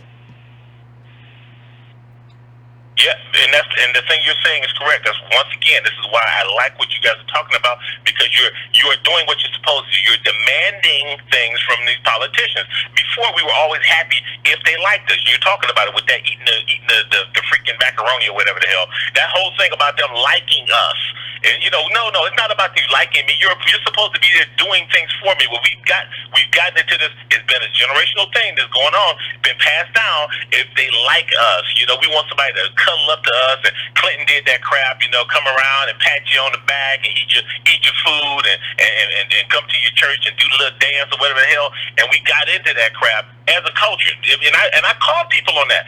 We all did. It's not just me. There was a group of us as Gen Xers at the beginning of that because we saw the writing on the wall. We saw that time was over with for us. It wasn't going to happen. And we saw that these people, and I'm talking about our people, did not care. You were in those positions to make. You had money and resources to do things, and instead you feather bedded yourself, and you had your kids. I went to school with the kids. Their kids looked down on me. I was first generation coming up out of the city. These kids were first generation coming up out of those suburbs because their parents were those people who got in those positions. They looked down on me just like the Africans did. Like, oh well, he comes out of the city. What is he? He's nobody, really. I mean, you're lesser than me because I live in a suburb. Through no work of your own or your parents. The parents were given those positions. And I used to tell them that. People don't like to hear the truth. Some of them did. Some of them understood that. But most of them did not. They thought they got those positions because they worked hard. And like you said, no. And I told people the same thing you just said. You got that position because King took a bullet to the mouth. That's why you got that position. And they burned, and the cities burned on that night. And they got scared. They said, we got to placate these people. Let's throw some coins on the table. And they threw coins on the table. They threw big coins on the table for the movers and shakers at the top, and they threw little coins out there to keep the masses quiet, and it worked. Yeah, and it worked. And then they stopped throwing. Movement of the strivers. And then they stopped. And then they stopped throwing. Then they stopped throwing coins at all. And we should have just been like, you got more money in your pockets. You ain't this. You throw them coins. You got dollars and everything in your pocket and credit cards. And we should have started. We should have been just. How somebody give you, then you just start going through their pockets and pick. No, but we was just like, well, that's good enough for me. Well, it's not good enough for everybody else. Well, y'all have to get it how you live. What? Well, it's worse than that. Like I said, last time I was on there, I was talking to you about that. It's worse than that. It's like you stole that money from me. First of all, my great great grandparents worked for that money, and then after that you stole money from me. You stole money that's mine. That money in your pocket is my money that you throwing out in pennies. You owe me that money because it's mine, because you stole it, and you've been stealing it, and you act like that money is yours. I'm gonna end on this, caller, but I was watching the video of the guy from the writer of the book. I can't remember his name. The Half Has Never Been Told, and he said this, and I'll end on this point. And I want to thank you for calling in. I appreciate it. He said something that I think we should think about, and even it's more complex than this. He said, "Assets stolen are debts owed." Assets stolen are debts owed, and it's more complicated than that because we didn't just get assets stolen. That was only part of it. We got opportunity stolen during a time where, after which there was not going to be any more opportunity. Because in order to have opportunity, you have to have a country that's growing and expanding and building. All of that happened way back then with the railroads and everything. So now that's when everything's in flux. Now everything's set. It's static. You even have. I was reading about some billionaires in other underdeveloped countries. They was like, yeah, we would never try to make money in the U.S. like that anymore because nothing's in flux anymore. They have everything they need because it's developed. That's what being a developed country means. You have everything that you need. Now, they said we're going to stay here and make money because we're underdeveloped. We're still doing that, and that's why the Clintons did all that stuff with emerging markets. That means the markets that are not developed. And I don't think we understand that, it's not just assets stolen or debts owed. It's also opportunity stolen. It's also oppression of us as a specific group, so you can make us prisoners or whatever and build prison houses and take us out so nobody sees the real unemployment number in this country, and you employ people at jails and prison. It's so much more that was stolen from us when you really think about it. We're kind of made into this asset to be traded as opposed or shared or used or as a commodity, as opposed to being humans who are able to access wealth and access. We've never been that. We've been tools that white capital gets to use. We've never been human in a way that we get to compete, and we get to really be real Americans, and that's what we need now. That's what we are demanding now. That's why we're here. That's why ADOS is here. That's why we exist. So I'm going now to 903. 903, what's your name? Where you calling from? What's on your mind? I'm Leah from Texas. What's going I'm on? so glad to get in. Can you hear me? I can hear you just fine. What's going on? Okay. Well, I wanted to say thanks to you for being on your post. I post this on Facebook nearly every week. I'm asking the ADOS, black people, whatever, get on your post. See, because if we all get on our post, this will work out. So, somebody called me. I've only known about you for probably maybe 5 weeks, and Okay. I tried to get a ticket for several of us to come from Texas to Kentucky. But the day that I decided to do it, I said, okay, Friday, let who all's going, give me your money, and that Saturday I looked it up and it was gone. So what I want to know, it said it was sold out. So what I want to know is, are you going to be able to stream it? A lot of people have asked that question. A lot of people have asked that question. The answer is I don't know yet. Antonio and I have talked about that, and we're going to talk about that. I would like to do it, but I will have to let you know. We haven't made a decision yet. But we know that there is a desire for it to be streamed. So we're aware of that, and when I know, and when we decide and we make a firm decision, I'll make sure that I tweet or Facebook or go into one of the groups, and let you know. But we know that that's a desire. Okay. Well, I also wanted to say that, since I was in the second grade, I've known since the second grade that I'm a political-minded person. Because I remember when I was in the second grade, they told me that 3/4 of the world's population was black, but I was in a minority. And I lulled that over in my mind over and over until I figured out what they meant. It was a few years, but I finally figured out what they meant. Mm-hmm. And so I actually live in the Bible Belt in Texas. Okay. And what I want to say is that integration separated us and what we could do collectively.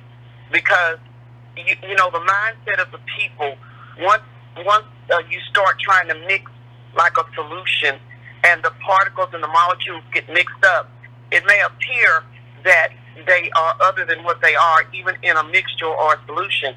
But when it all settles down, we're still going to be ADOS, and they're still going to be who they are. Our mindset is just not where it should be because of the situation or the environment that we came from. Because, if somebody said, well, are you hurting? No, I may not be hurting. My house is paid for, and I happen to be one of the 60 people. I'm one of the 60 people that never got out of off of the political agenda.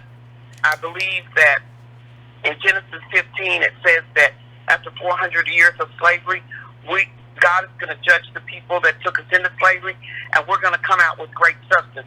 So that window of opportunity that you talk about, it has been recorded in the Bible that we're going to come out with great substance. So we got to push this thing together. It can't just be you. It can't just be me. It can't just be Tone. It's got to be everybody knows about it.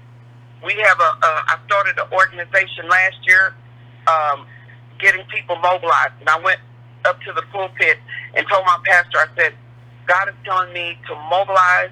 And I said, I don't know why, but we just got to get together. I said, something's getting ready to happen, and we need to be together. Some of us have got to be together because all of us don't need to go down. And I am for you all. I want the younger people to survive. I'm an educator. I want you to survive.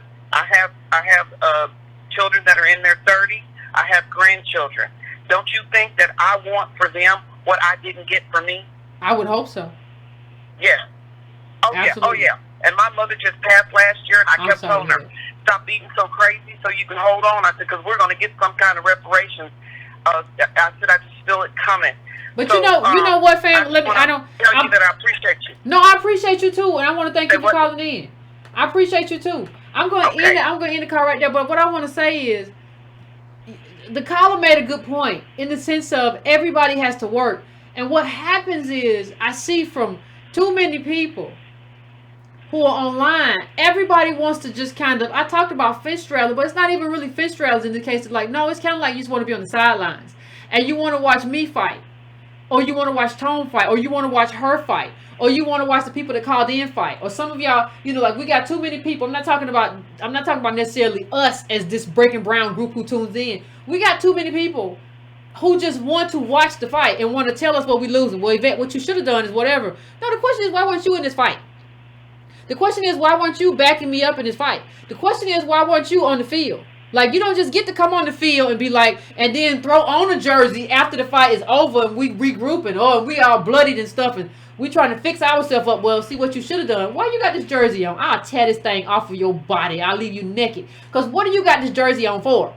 Because you weren't in the fight. You were sitting in the stands talking about, Yvette, what you do? Go over there. Run that way. No, I don't need you to be in the stands. Like, you're not my coach. I need you to be on the field. And so I think what's happening, what she said is very true in the sense of everybody got to play their part. And like too many black people just want to be like, sit back and be like, oh, I wonder how this is going to go down between Yvette and this person, or Tone and this person. Oh, I wonder. No, pick a team. Pick a team. At least then I know. At least then I know which way I'm going. At least I have an idea. Right? So, I mean, it is what it is, fam. I think that's going to be our last call. We're at 2 hours and 14 minutes. Thank everybody. Thank you for tuning in as usual. Please remember that we are going to, when affirmative action was white on May 23rd, that is fastly, is it already 13th, 14th now? Oh, that's going to be on a Thursday, Monday show, Wednesday show. We'll have the Thursday book club. So please, if you have not picked up the book, it's not a very long book. You can still pick it up and get through it. You just got to put your nose to the grind.